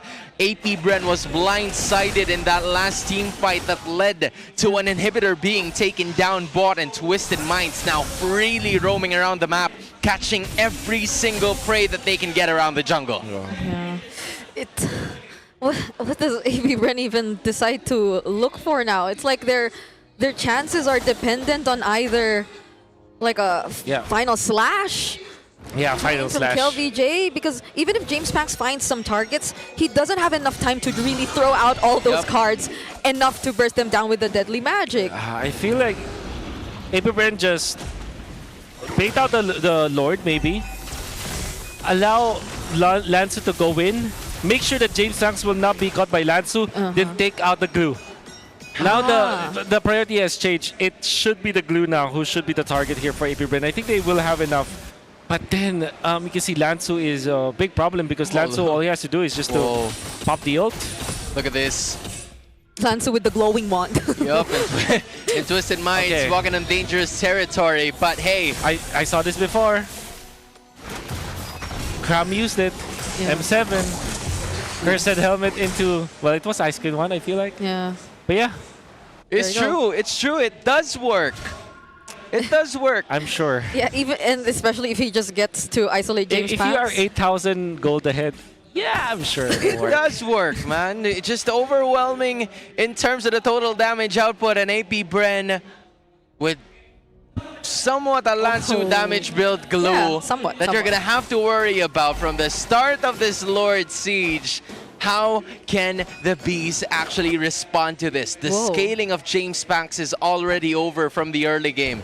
Chovskirt's location has been found out in every single team fight. Nova has to find a way to get a perfect AOG or maybe even a taunt to prolong this match. And that's the bare minimum for them to extend this match because again, Twisted Minds are on their way to destroy their base. Fortunately, they have range, they have Shizo, but are the bullets enough to actually make it through this defense? Twisted Minds are looking to take out all remaining base turrets. They get to deal with the Lord first at least. Oh, Tracy's actually getting bursted down. He couldn't walk away. Final slash wasn't timed perfectly though. Could have been a punish. And now it's Twisted Minds going back in. Real world manipulation forced out. AOG committed to for the re-engage. But Nova in exchange falls in the hands of Twisted Minds alongside Gale VJ. Again, that's what I would say that's a 1 for 2. But again, more damage has been done. An inhibitor down mid. Definitely not a good trade for AP Bren. Again, don't get into Twisted Box. They will be taken out. You saw how KLVJ and Nova were punished because they went into the box of Twisted Minds. Dude, it's like a Venus flytrap. Exactly. It's just waiting for you to pass. Oh, now MP is not waiting for anyone. Decides to go in, receives a lot of damage from the deadly magic, but Nosh is able to throw out a lot too. 3 for 3. All inhibitors are down, and Twisted Minds is going to be walking back. Oh, she's a James Packs, an aggressive play from AP Bread. They get to take down Lansu, and Twisted Minds run away. They're willing to let those 3 inhibitors go, but at least a life has to be sacrificed. Oh, what a great bait and switch coming out from AP Bren. James Fox going in. You would think that he will actually commit it there, and Lanzo tried to go for him, but then because of that, Lanzo was dispositioned, and the bait and switch commences. AP Bren, they have found some openings here when it comes to taking down an important member of Twisted Minds, and they will go for the conceal play. Maybe the only chance that they'll ever get, but unfortunately, it's easily stopped by just one movement coming out from Tracy. Yeah, and again, that sort of battle against Lanzo up top is just one of their mini consolation wins as to how Twisted Minds was able to win the majority of the war, developing a 6.6k gold lead already. All inhibitors have been taken out, super minions spawning from here and there, and yet AP Brent still brave enough to come outside and fight for this next Lord. Yeah, they're starting the Lord, but Twisted Minds decide to show up too. This is now what evolved Lord that we're looking at. I didn't realize we were 18 minutes into this game. Yeah. The wave flare of AP Bren is, to be fair, to be respected. Tracy going okay. I think they want to go for a GG push. Yeah, it's either a GG push or a sandwich play, but they will go for the concealed sandwich? Yeah, they're going for it right away here. Oh no, James Banks! Okay, Tracy once again with the anvil! Making sure he finds Shizu in a shutdown from Sean! Now on a killing spree, Chopskirt finds Lansu, but that's Nosha dancing around multiple members. Nova using the AOG, but it doesn't land onto anyone, and now he gets punished as well! MP the King finding more! Kill VJ running away, but he could not stop the threat of the Sky Piercer just the same! And James Banks too! Last man standing no more as Twisted Minds sweep the series against the Hive! Tracy McGrady from downtown, Raging Sandstorm onto Shizu, and the rest was history. Twisted Minds keeping their win streak alive. I know what I'm having for merienda for my snacks today. It's the Tracy sandwich. I wonder what the recipe is. Well, Oh my goodness. You gotta have to make the gravy ready because Tracy is ready. Oh my goodness, Twisted Minds are on a roll. And if it was actually Tracy who called that, I'm pretty hands sure down. that they did. Hands down.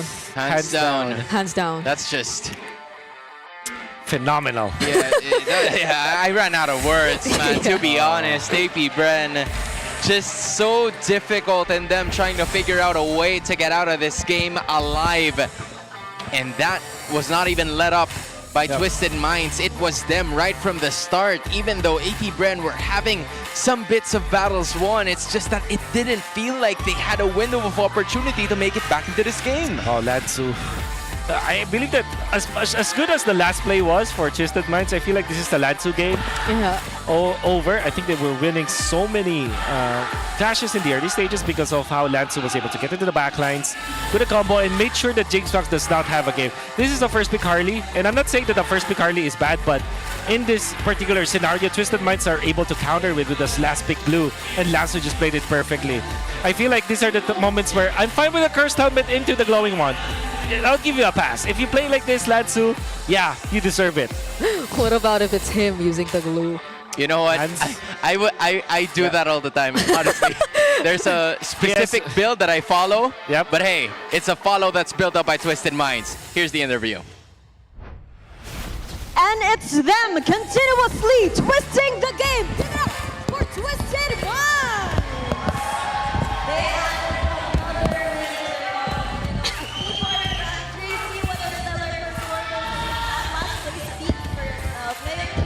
Now, Tracy, this is your second win together with Twisted Minds. Nakita mong plays kanina. You showed us really good plays. MVP ka kanina. And in game 1, you were the MVP. You were match MVP. And in your previous debut series, you were match MVP. What do you think is the secret element of your recent wins? For this performance. Trust in my teammates and just continue doing our best. And they're always doing their best. And now your next matches are also must-wins. There's a lot of pressure. Amidst the pressure How do you approach these high-pressure matches? We don't feel pressured. I feel more pressured with the interviews. Ito yung challenge kay Tracy. This is the challenge for Tracy, the interview. Why? Why are you more nervous for the interviews? Experience before. But you have a lot of experiences too. I just feel shy. I just feel shy when there's a camera. Shy type ba to? So he's a shy type. Shy type ba to si Tracy? Is he a shy type? Shy type yan. He's a shy type. Parang ayaw mag-agree ni Sean ah. Sean doesn't want to agree. He's not a shy type. Hindi shy type yan. Hindi sila convinced na siya. They're not convinced that he's the shy type. Commendable. But you know what, Thea? Their last play was very commendable. That last play by MP, the King, and Tracy. What happened during that play and who made that call? Tracy and with your Leomord. Si Tracy nag-call. Tracy called that play. Sabi niya, likodan namin, tapos He told us to yung gusto namin. go around, go for that sandwich play, and At napakagandang shot call. we eventually made it happen. MP. That was an on-point play. MP, you know what? Season. As we go by to Tapos ng regular towards the end of the regular season, what's the mentality of the team? konting matches na lang. You only have a few matches left. Medyo And you know that there's a very tight competition when it comes to the standings. Mindset na. I guess our mindset is Naglaro, isipin na namin yung if we play, just think about our problems. namin. Mas lalo kaming ginagana. Because if we think about our problems, we are actually more motivated. kailangan yung lumaban talaga. And Okay, and that's where your motivation comes from. And what can we expect for the rest of the regular season? Do you feel like you could think of a lot more problems? Okay, we have a lot of problems already, so let's just see if we'll have more problems in the coming days. maganda sa kanila, hindi kayo That's what's great about them. They are not affected by the problem. No, we're actually affected sometimes. Kailangan yung manalo sa laro. What matters is that you win in the match. Okay. Kayong play. But you know what? You also had a play during game 1 that we have to look at and describe. Could you please tell us what happened and what was the shot call during this particular play?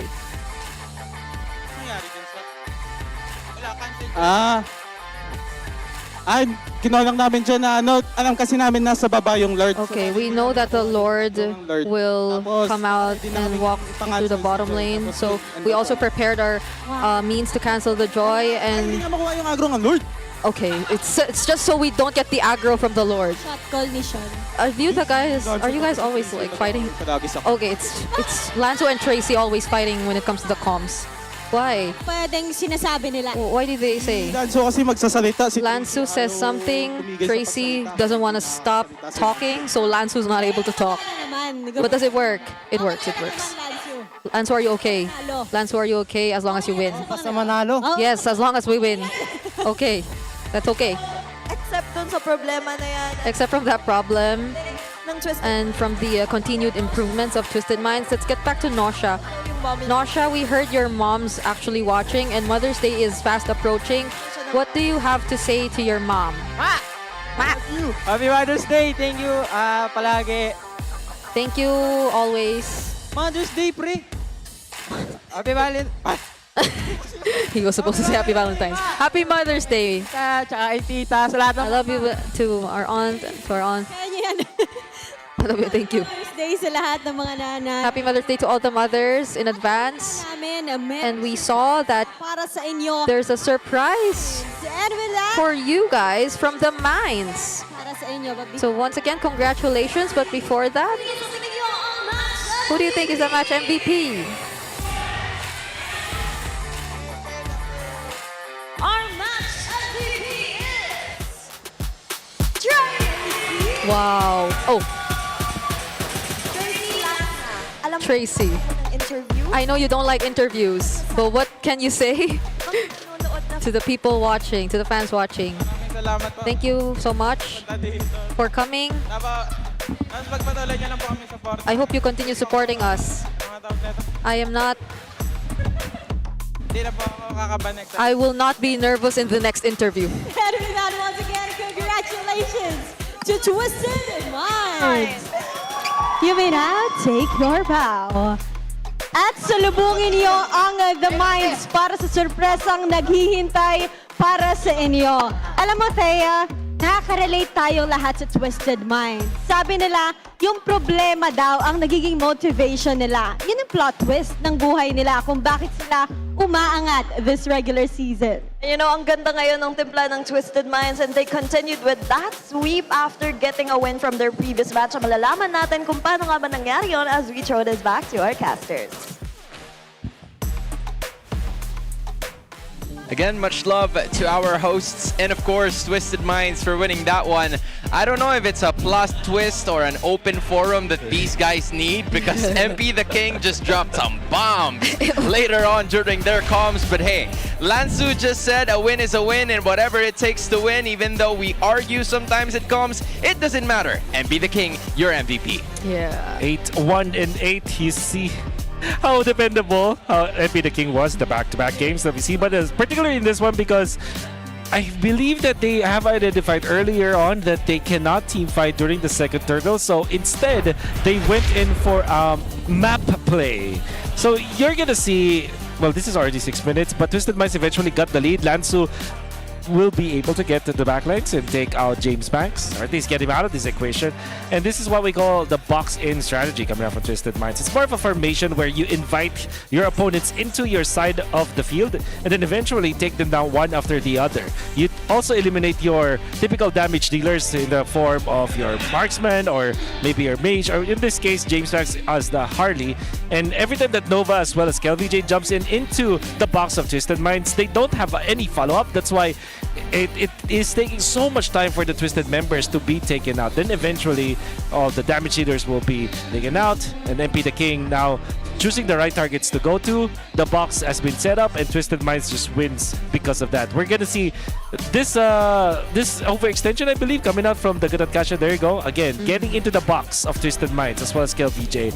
That is definitely not one thing that you should do against this composition of Twisted Minds. Yeah, it felt like he just got popped, and that was the Tracy again sandwich. the Tracy sandwich from way downtown. And it feels like for Tracy, the reason why I feel like he is another crucial piece to this Twisted Mind team, it's because of how unconventional his approaches are in terms of the game, and yet it has worked so many times. It's like low risk but high reward because he can be able to escape some sort of scenarios, but he's willing and he knows that as long as they have a really big gold lead, it doesn't matter what he does. It doesn't matter what he does. It kind of reminds me of Light back in the when like Back in just RSG. always goes for those U-turn sandwich plays. U-turns and all that. Oh, okay. I get what you mean. It's more like especially when they're leading, and it's not. They have the map control. You take advantage of the fact that your opponents are clumped up, and not only that are. Not really. I don't want to use the word desperate, but they really want to make for the hero play. They're running out of options, and you exploit the fact that they don't have any more other options. That's why you utilize the map against them.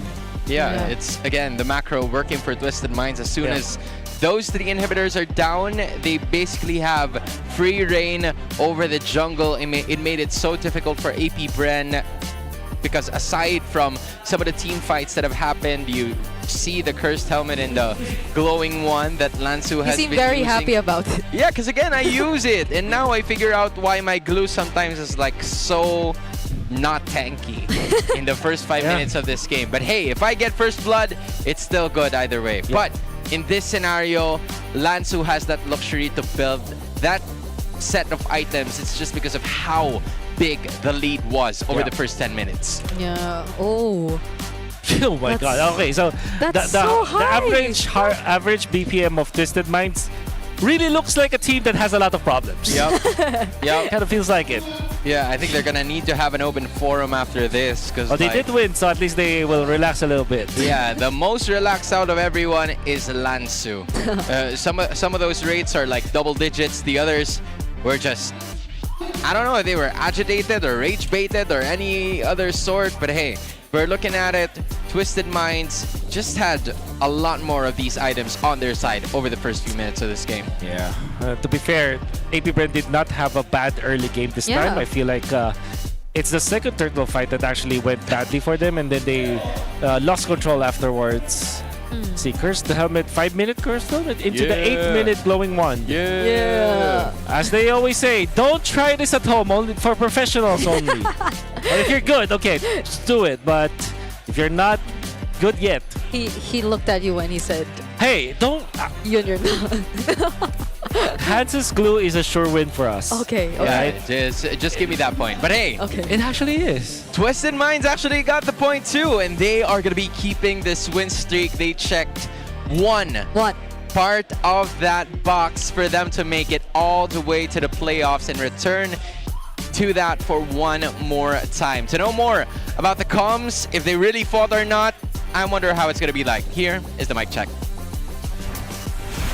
Ito lang, be. Hey, Harley. Wala na ulit, Harley. Get ready ako, ha. Pag-pick ka yan, ha. Ito, ngalit na. Angat. Alat lang. Ito sa akin, massage pang spray. Harap lang. Katot. Baging katot. Vision nga, Nat. Yeah, vision na kami. Dito katot, pre. Wala, Harley. Tara, makalikad kami. GG. Tara, banti. Ito, likod. Balik kayo siya. Arlot. Massage pang spray. Ay, Nat, pag may clear, Nat. Pag may word, pre. Okay. MBM. Okay, sabot. Magbigay ka ng boses, pre, ha? Okay. Bala. Nandito. Wala lang si Nosha, ha? Burunto. Okay, boya ka. Burunto, sure. Burunto. Parang lang, Nat. Iwan nyo na kayo. Iwan. Ito lang. Pre, pag di natin makuha R1, clear man natin ba, tapos retake natin, ha? Hindi magpa-slide. Makuha ko R1, pre. Makakalikod kami sa Granger. Bawasan nyo. Angat nga. Tara. Granger, kita nyo. Kita. Harapan lang, boys. Harapan lang, keep it. Harap lang tayo. Nakabala sa Elinash.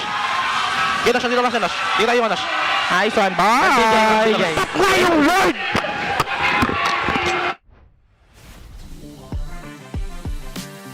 Beautiful. To answer our question, it is a love-hate relationship.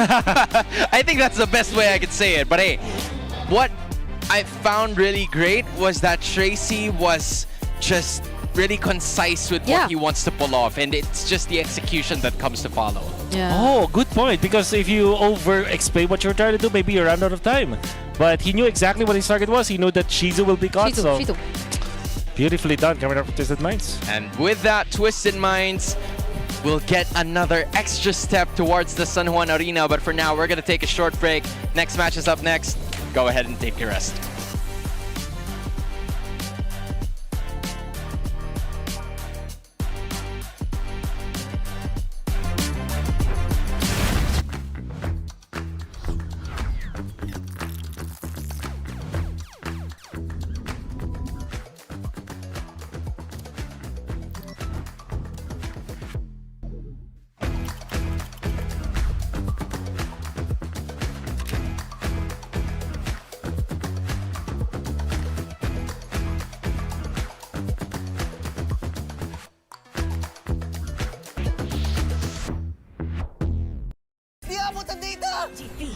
GG bro! Don't worry, the only with Smart Power All 99. Hindi bitin with 10 gig data to power your games plus only Facebook or only TikTok. Load now! Foul! You know your scalp can get up to 5 times more dandruff? Get triple anti-dandruff power. Supercharged with Clear. Hey, you, did you know men have 1.4 times weaker scalp? Get a shampoo that's 100% made for men. Supercharged with Clear. Enemy alert. Your scalp gets 1.5 times greasier, causing dandruff. Get triple anti-dandruff power. Supercharged with Clear. Stop and pull over. Your scalp gets 1.5 times sweatier. For cooling power. Supercharged with Clear.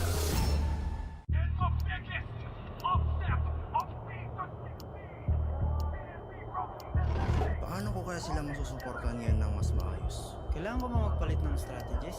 Nagagampanan ko kaya ng maayos ang role ko. Will I be able to meet their expectations? We have to prove them all wrong.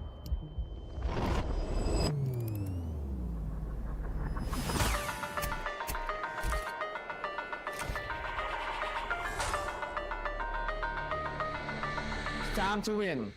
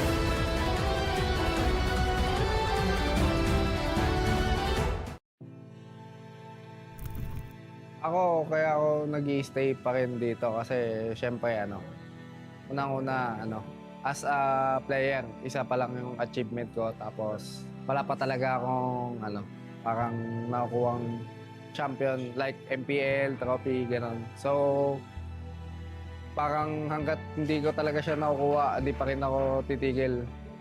Kasi parang marami rin akong sinakripisyo sa sarili ko para dito. So parang kung susuko ako, parang sayang naman yung mga sinakripisyo ko. Message ko sa past self ko, huwag kang mag-doubt sa napili mong desisyon yan. Kumbaga, although hindi mo nakukuha pa rin hanggang ngayon, huwag kang sumuko kasi lahat naman ng kung nasan ka ngayon is ibig sabihin, dinala ka para doon. So, huwag kang sumuko, huwag mong bitawan. Hindi ka naman mapupunta sa sitwasyon na to kung hindi yun yung will ni Lord para sa'yo. Siguro po, kung ba't nag-i-stay pa rin ako yung sa passion ko po, sa paglalaro. Kasi po, parang marami po akong gustong patunayan, ganun. And yung dream ko po na makuha yung, yung makapag-world champ, ayun po. Kaya siguro po yun yung reason kung ba't nag-i-stay ko po ako. Siguro po siya ako nung dati, nag-aaral lang po ako nung dati. Tapos, nakita ko lang po yung ML sa ate ko. Tapos, ayun po, parang tinry ko po siya laruin. Then, naging kasama ko po yung kuya ko. Tapos, ayun po, nag-try lang po kami na, maging libangan. Tapos, grind lang po. Ayun.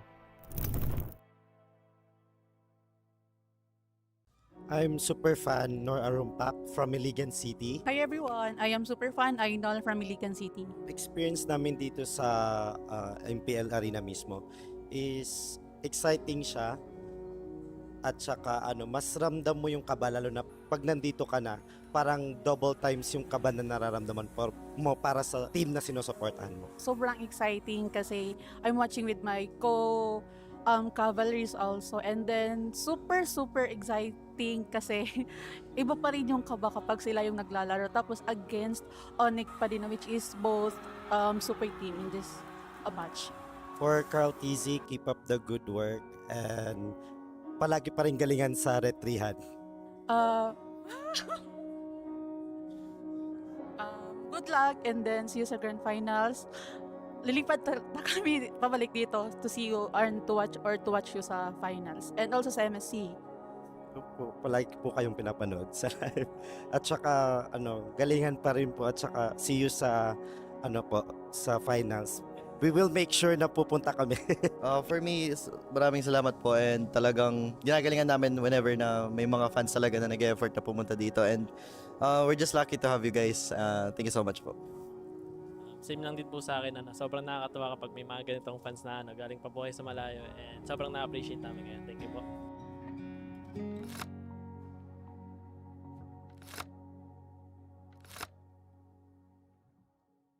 Hey ML Superfans, it's fun to watch the games live, but you know what's better? Watching the games right here at Victoria Sports Tower. And I'm here with some ML Superfans. And before anything else, guys, introduce nyo muna yung sarili nyo sa ating audience. And saan kayo nanggaling? Hi, I'm Jules. I'm Alea. I am Alexander. And From Muntinlupa. Muntinlupa. So, ML Superfans na family, right? Kayo po yung tatay nitong dalawa. And meron po kami narinig kasi mostly sa ML, yung mga anak, sila yung naglalaro. Tapos ipapatry nila sa magulang. But this time, it's different. Narinig ko po na kayo po yung unang naglalaro ng ML. Tapos parang inudyukan nyo yung mga anak nyo na maglaro. Yes, so fan na po talaga ako ng ML, ng MPL since season 1. Season 1, grabe. Yeah, so mga 8er pa and... And ngayon, kamusta naman po yung experience nyo watching the games live here at the MPL Arena? Ang saya, ang sarap. Mas nailalabas ko yung pag-cheer ko, gano'n. Sa bahay kasi medyo nasisita ng asawa pag maingay. Bawal maingay. Pero matanong ko lang po, sino po bang anong team yung sinusuportahan nyo at sinong player? Ang paborito talaga namin ngayon is Falcon and si Flap Keys. Si Flap. And kung meron po kayong message kay Flap, ano po yung sasabihin nyo sa kanya? Kunin natin yung championship ngayong taon. For sure. Natalo na natin yung TL. Talunin lang natin sila ulit. And yun nga, grabe yung momentum ngayon ng Team Falcons. And I'm sure magtutuloy-tuloy lang yon, right? Flap, kanina ang message nila sa iyo sana daw mag-champion kayo. So, ikaw naman, Flap, may message ka ba sa mga super fans mo na talagang pinuntahan ka from Muntinlupa? Thank you po sa pagpunta. At yung message ko po is isa kayo sa mga dahilan kung bakit nagpapatuloy po ako at sana patuloy niyo po kaming suportahan. Mahal na mahal ko kayo. And you know, it's super fun na makakakita tayo ng mga ML super fans and of course, their beloved player. And we'll see guys, if matutuloy ba ang championship nga ba this season is for Team Falcon. So, we'll see that right off.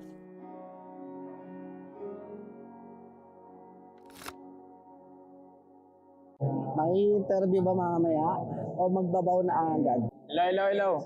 Anong masasabi ko ngayon na maglalaro ka ulit for the second time? Masaya kasi nararamdaman ko yung tiwala ng mga ka-minds ko. Ay, God. Sa mga kalaban namin sa Twisted Mind mamaya, galingan natin pareho, pakita natin kung ano yung pwede natin pakita. Saka, bigyan nyo kami points, kailangan namin. Kung palaglag naman kayo, napasok naman namin playoffs eh. Against APBR ba? Ano masasabi mo sa kanya? Good luck. Ay, galingan natin. Bigyan natin ng magandang laban yung mga pumunta dito. Walang hype. Humble lang, humble. Message ko sa mga nanay dyan guys, Happy Mother's Day advance and sa mother ko bukas, birthday niya. Happy birthday ma. Para sa'yo may surprise ako, mamaya. Kailangan mo kumanta ngayon, Frank. Ano kantahin natin? Yung kabisado. Kabisado ko na. Kabisado ko na. Ano ulit? Ang tamis ng iyong labi, kabisado ko na. Tama na yun, di ko kabisado, pre.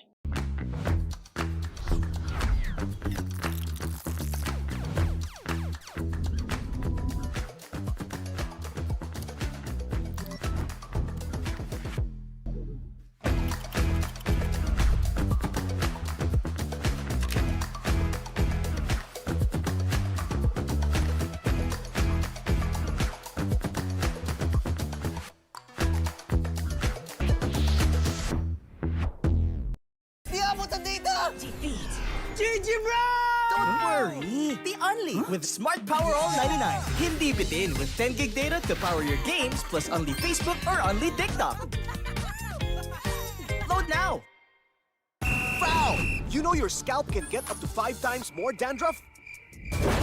Get triple anti-dandruff power. Supercharged with Clear. Hey, you! Did you know men have 1.4 times weaker scalp? Get a shampoo that's 100% made for men. Supercharged with Clear. Enemy alert. Your scalp gets 1.5 times greasier, causing dandruff.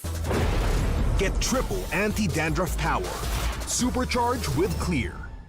Stop and pull over. Your scalp gets 1.5 times sweatier. For cooling power, supercharged with Clear.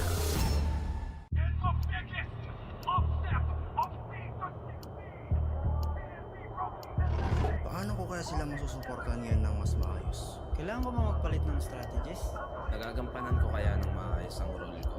Will I be able to meet their expectations? We have to prove them all wrong.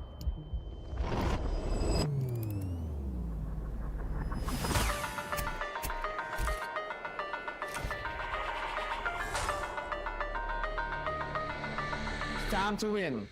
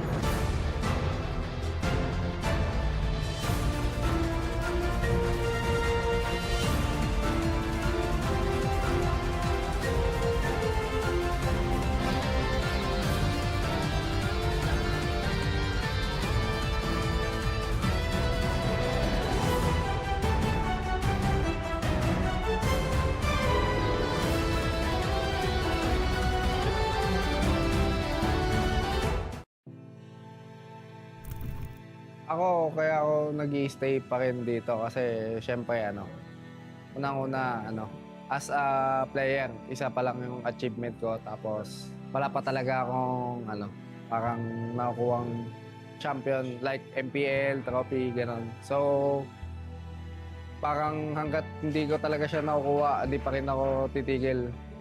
Kasi parang marami rin akong sinakripisyo sa sarili ko para dito. So, parang kung susuko ako, parang sayang naman yung mga sinakripisyo ko. Message ko sa past self ko, huwag kang mag-doubt sa napili mong desisyon yan.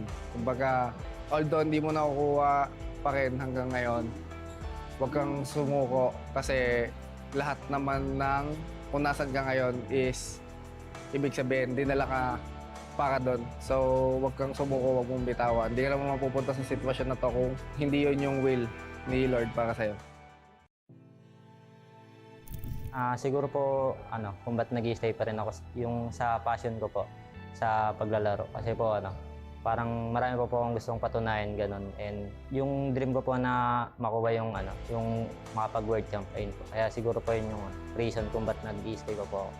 Siguro po siya ako nung dati, nag-aaral lang po ako nung dati. Tapos, nakita ko lang po yung ML sa ate ko. Tapos, ayun po, parang tinry ko po siya laruin. Then, naging kasama ko po yung kuya ko. Tapos, ayun po, nag-try lang po kami na, maging libangan. Tapos, grind lang po. I'm super fan Nor Arumpak from Iligan City. Hi everyone, I am super fan Idol from Iligan City. Experience namin dito sa MPL Arena mismo is exciting siya at saka mas ramdam mo yung kaba lalo na pag nandito ka na parang double times yung kaba na nararamdaman mo para sa team na sinusuportahan mo. Sobrang exciting kasi I'm watching with my cavalries also, and then super exciting kasi iba pa rin yung kaba kapag sila yung naglalaro tapos against Onyx pa din, which is both super team in this match. For Carl TZ, keep up the good work and palagi pa rin galingan sa retrihan. Good luck and then see you sa grand finals. Lilipat na kami pabalik dito to see you and to watch you sa finals and also sa MSC. Palagi po kayong pinapanood sa live. At saka galingan pa rin po at saka see you sa sa finals. We will make sure na pupunta kami. For me, maraming salamat po and talagang ginagalingan namin whenever na may mga fans talaga na nag-effort na pumunta dito and we're just lucky to have you guys. Thank you so much po. Same lang din po sa akin, sobrang nakakatuwa kapag may mga ganitong fans na galing pa buhay sa malayo, and sobrang na-appreciate namin ngayon. Thank you po.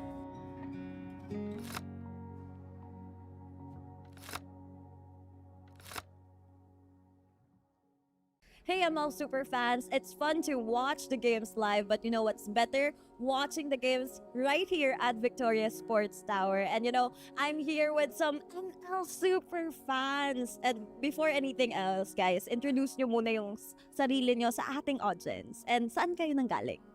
Hi, I'm Jules. I'm Alea. I am Alexander. And From Muntinlupa. Muntinlupa. So, ML super fans na family, right? Kayo po yung tatay nitong dalawa. And meron po kami narinig kasi mostly sa ML, yung mga anak, sila yung naglalaro tapos ipapatry nila sa magulang. But this time, it's different. Narinig ko po na kayo po yung unang naglalaro ng ML tapos parang inudyukan niyo yung mga anak niyo na maglaro. Yes, so fan na po talaga ako ng ML, ng MPL since season 1. Season 1, grabe. Yeah, so mga 17. hater pa and... And ngayon, kamusta naman po yung experience nyo watching the games live here at the MPL Arena? Ang saya, ang sarap. Mas nailalabas ko yung pag-cheer ko, gano'n.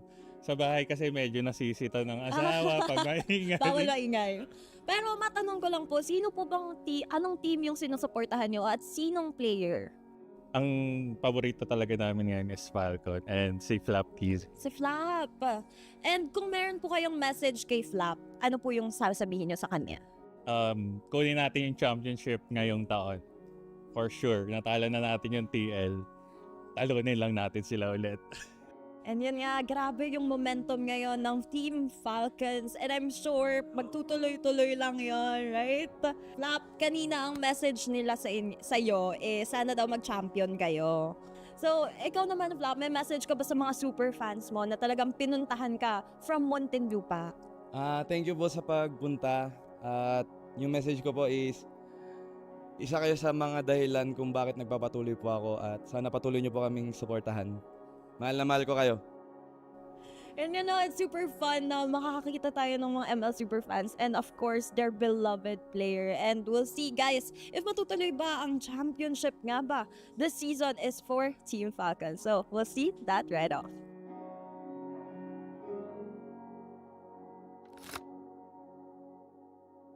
May interview ba mamaya o magbabaw na agad? Hello. Anong masasabi mo ngayon na maglalaro ka ulit for the second time? Masaya kasi nararamdaman ko yung tiwala ng mga ka-minds ko. Ay, God. Sa mga kalaban namin sa Twisted Mind mamaya, galingan natin pareho, pakita natin kung ano yung pwede natin pakita. Saka, bigyan nyo kami points, kailangan namin. Kung palaglag naman kayo, napasok naman namin playoffs eh. Against APBR ba? Ano masasabi mo sa kanya? Good luck. Ay, galingan natin. Bigyan natin ng magandang laban yung mga pumunta dito. Walang hype. Humble lang, humble. Message ko sa mga nanay dyan guys, Happy Mother's Day advance and sa mother ko bukas, birthday niya. Happy birthday ma. Para sa'yo may surprise ako, mamaya. Kailangan mo kumanta ngayon, Frank. Ano kantahin natin? Yung kabisado. Kabisado ko na. Kabisado ko na. Ano ulit? Ang tamis ng iyong labi, kabisado ko na. Tama na yun, di ko kabisado, pre.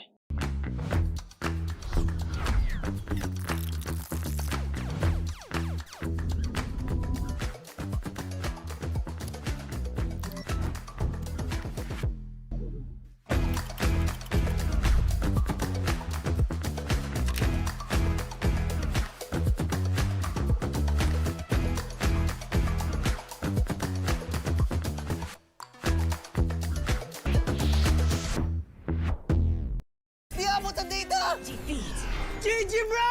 Don't worry! The Only with Smart Power All 99. Hindi bitin with 10 gig data to power your games plus only Facebook or only TikTok. Load now! Foul! You know your scalp can get up to 5 times more dandruff? Get triple anti-dandruff power. Supercharged with Clear. Hey, you! Did you know men have 1.4 times weaker scalp? Get a shampoo that's 100% made for men. Supercharged with Clear. Enemy alert. Your scalp gets 1.5 times greasier, causing dandruff. Get triple anti-dandruff power. Supercharged with Clear. Stop and pull over. Your scalp gets 1.5 times sweatier. For cooling power, supercharged with Clear.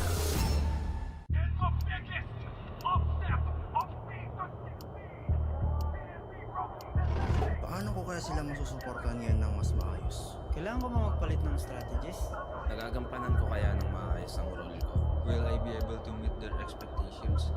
We have to prove them all wrong.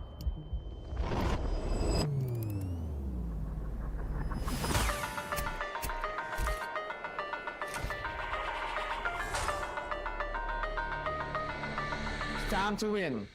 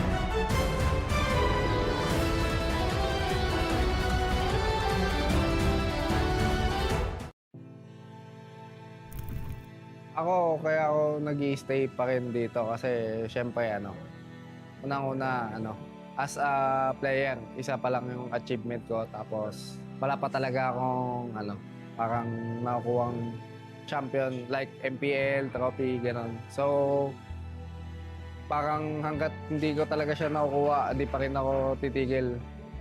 Kasi parang marami rin akong sinakripisyo sa sarili ko para dito. So, parang kung susuko ako, parang sayang naman yung mga sinakripisyo ko. Message ko sa past self ko, huwag kang mag-doubt sa napili mong desisyon yan.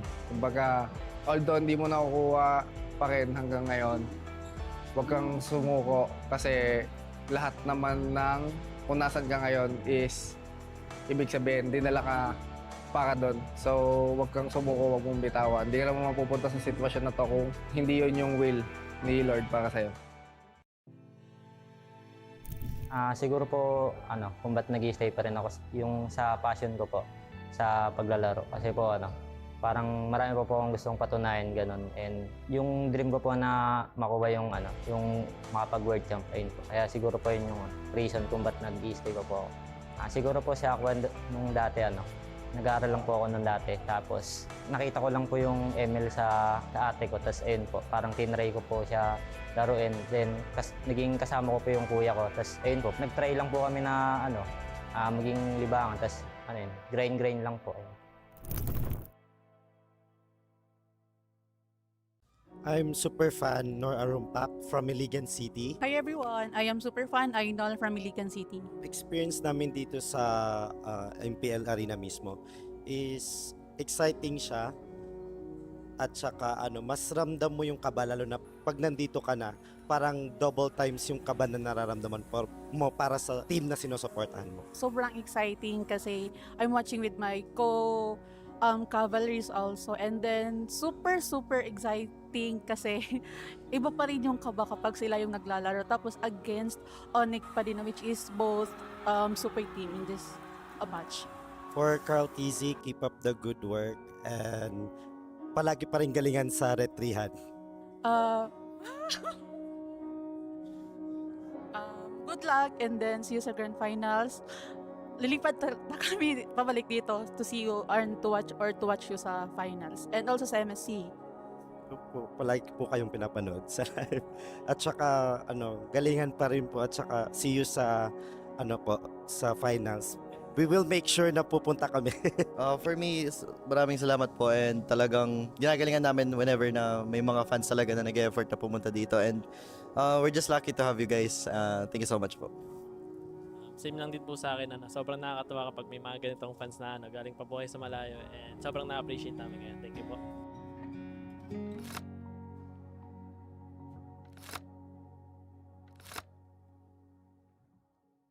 Hey ML super fans, it's fun to watch the games live, but you know what's better? Watching the games right here at Victoria Sports Tower. And I'm here with some ML super fans. And before anything else, guys, introduce nyo muna yung sarili nyo sa ating audience. And saan kayo nanggaling? Hi, I'm Jules. I'm Alea. I am Alexander. And From Muntinlupa. Muntinlupa. So, ML super fans na family, right? Kayo po yung tatay nitong dalawa. And meron po kami narinig kasi mostly sa ML, yung mga anak, sila yung naglalaro tapos ipapatry nila sa magulang. But this time, it's different. Narinig ko po na kayo po yung unang naglalaro ng ML tapos parang inudyukan niyo yung mga anak niyo na maglaro. Yes, so fan na po talaga ako ng ML, ng MPL since season 1. Season 1, grabe. Yeah, so mga 8er pa and... And ngayon, kamusta naman po yung experience nyo watching the games live here at the MPL Arena? Ang saya, ang sarap. Mas nailalabas ko yung pag-cheer ko, gano'n. Sa bahay kasi medyo nasisita ng asawa pag maingay. Bawal maingay. Pero matanong ko lang po, sino po bang anong team yung sinusuportahan nyo at sinong player? Ang paborito talaga namin ngayon is Falcon and si Flap Keys. Si Flap. And kung meron po kayong message kay Flap, ano po yung sasabihin nyo sa kanya? Kunin natin yung championship ngayong taon. For sure, natalo na natin yung TL. Talunin lang natin sila ulit. And yun nga, grabe yung momentum ngayon ng Team Falcons. And I'm sure magtutuloy-tuloy lang yon, right? Flap, kanina ang message nila sa'yo, sana daw mag-champion kayo. So, ikaw naman, Flap, may message ka ba sa mga super fans mo na talagang pinuntahan ka from Muntinlupa? Thank you po sa pagpunta. At yung message ko po is, isa kayo sa mga dahilan kung bakit nagpapatuloy po ako at sana patuloy nyo po kaming suportahan. Mahal na mahal ko kayo. And you know, it's super fun na makakakita tayo ng mga ML super fans and of course, their beloved player. And we'll see, guys, if matutuloy ba ang championship nga ba. This season is for Team Falcons. So, we'll see that right off.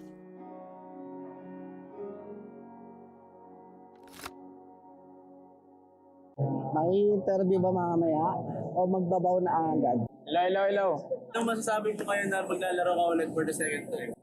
Masaya kasi nararamdaman ko yung tiwala ng mga ka-mains ko. Ay, God. Sa mga kalaban namin sa Twisted Mind mamaya, galingan natin pareho, pakita natin kung ano yung pwede natin pakita. Saka, bigyan nyo kami points, kailangan namin. Palaglag naman kayo, napasok naman namin playoffs eh. Against APBR ba? Ano masasabi mo sa kanya? Good luck. Ay, galingan natin. Bigyan natin ng magandang laban yung mga pumunta dito. Walang hype? Humble lang, humble. Message ko sa mga nanay dyan guys, Happy Mother's Day advance and sa mother ko bukas, birthday niya. Happy birthday ma. Para sa'yo may surprise ako, mamaya. Kailangan mo kumanta ngayon, Frank. Ano kanta natin? Yung kabisado. Kabisado ko na. Kabisado ko na. Ano ulit? Ang tamis ng iyong labi, kabisado ko na. Tama na yun, di ko kabisado, pre.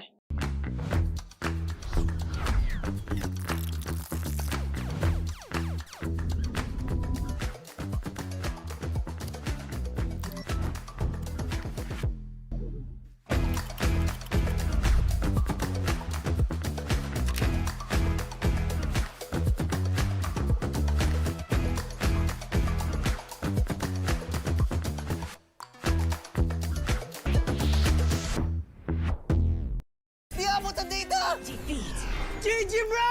Don't worry! The Only with Smart Power All 99. Hindi bitin with 10 gig data to power your games plus only Facebook or only TikTok.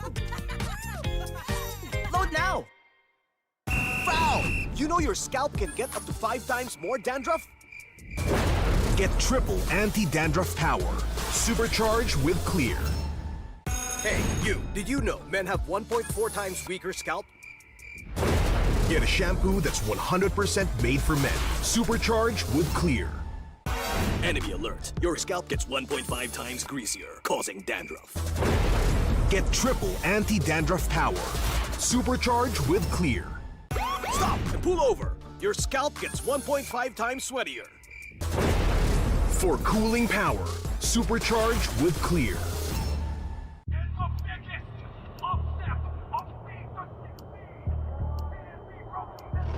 Paano ko kaya sila masusuportahan ngayon ng mas maayos? Kailangan ko ba magpalit ng strategies?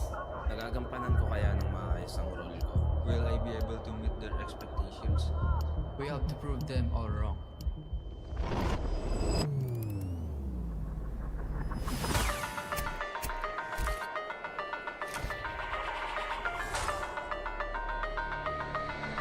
It's time to win.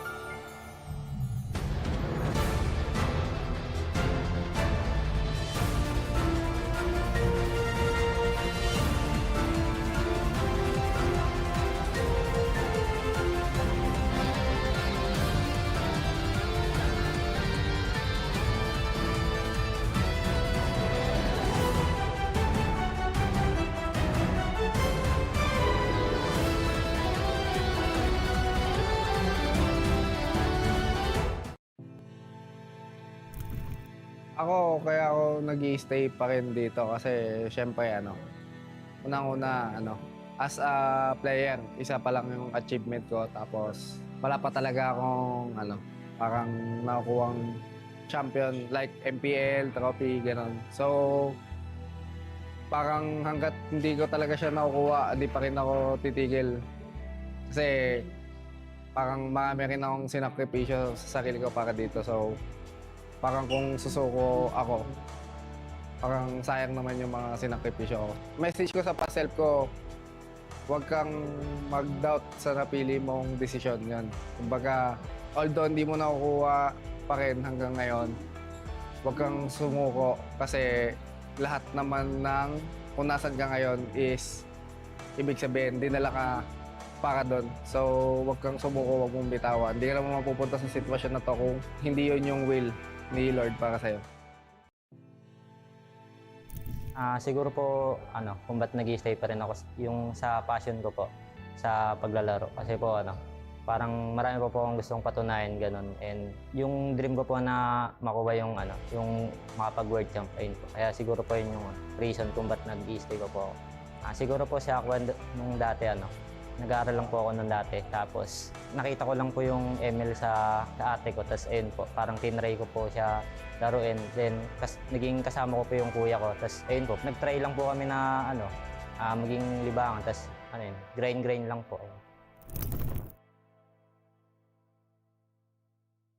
I'm super fan Nor Arumpak from Iligan City. Hi everyone, I am super fan Idol from Iligan City. Experience namin dito sa MPL Arena mismo is exciting siya at saka mas ramdam mo yung kaba lalo na pag nandito ka na, parang double times yung kaba na nararamdaman mo para sa team na sinusuportahan mo. Sobrang exciting kasi I'm watching with my cavalries also, and then super exciting kasi iba pa rin yung kaba kapag sila yung naglalaro tapos against Onyx pa din, which is both super team in this match. For Carl TZ, keep up the good work and palagi pa rin galingan sa retrihan. Good luck and then see you sa grand finals. Lilipat na kami pabalik dito to see you and to watch you sa finals and also sa MSC. Palagi po kayong pinapanood sa live. At saka galingan pa rin po at saka see you sa sa finals. We will make sure na pupunta kami. For me, maraming salamat po and talagang ginagalingan namin whenever na may mga fans talaga na nag-effort na pumunta dito and we're just lucky to have you guys. Thank you so much po. Same lang din po sa akin, sobrang nakakatuwa kapag may mga ganitong fans na galing pa buhay sa malayo, and sobrang na-appreciate namin ngayon. The match between Omega and Team Falcons will be starting, but meanwhile, we're here with some ML super fans. Me and Oden will be playing a very quick game with them. Yes, at bago tayo magsimula ng ating segment, ay namili na tayo ng 4 na MPL super fans na matatapang sa ating hindi naman masyadong mahirap na game. Alam niyo na ba ang gagawin nyo, super fans? So, gagawin lamang nila ay magpapahabaan sila sa pagsabi ng word na lakas ng Pinas. At kung sino ang dalawa sa kanila na may pinakamahabang segundo, kung aabot man ng minuto, ay magtatapat sa ating grand finale sa ating match break segment. Ready? Ready, guys? Okay. So, we'll be counting kung gaano kahaba yung pagsabi nyo ng lakas ng Pinas. So, we'll be starting with... Anong pangalan mo? Glenda. Glenda, take the center stage. Okay, Lakas ng Pinas. Simulan na natin. Go. In 3, 2, 1. Lakas ng Pinas. 1, 2, 3, 4, 5, 6, 7, 8, 9, 10, 11, 12, 13, 14. 14 seconds! Alam mo, Glenda, mahirap i-beat yung record mo, ha? Thank you so much. Parang may singer ka ba? Hindi. Magaling lang siya sa breathing.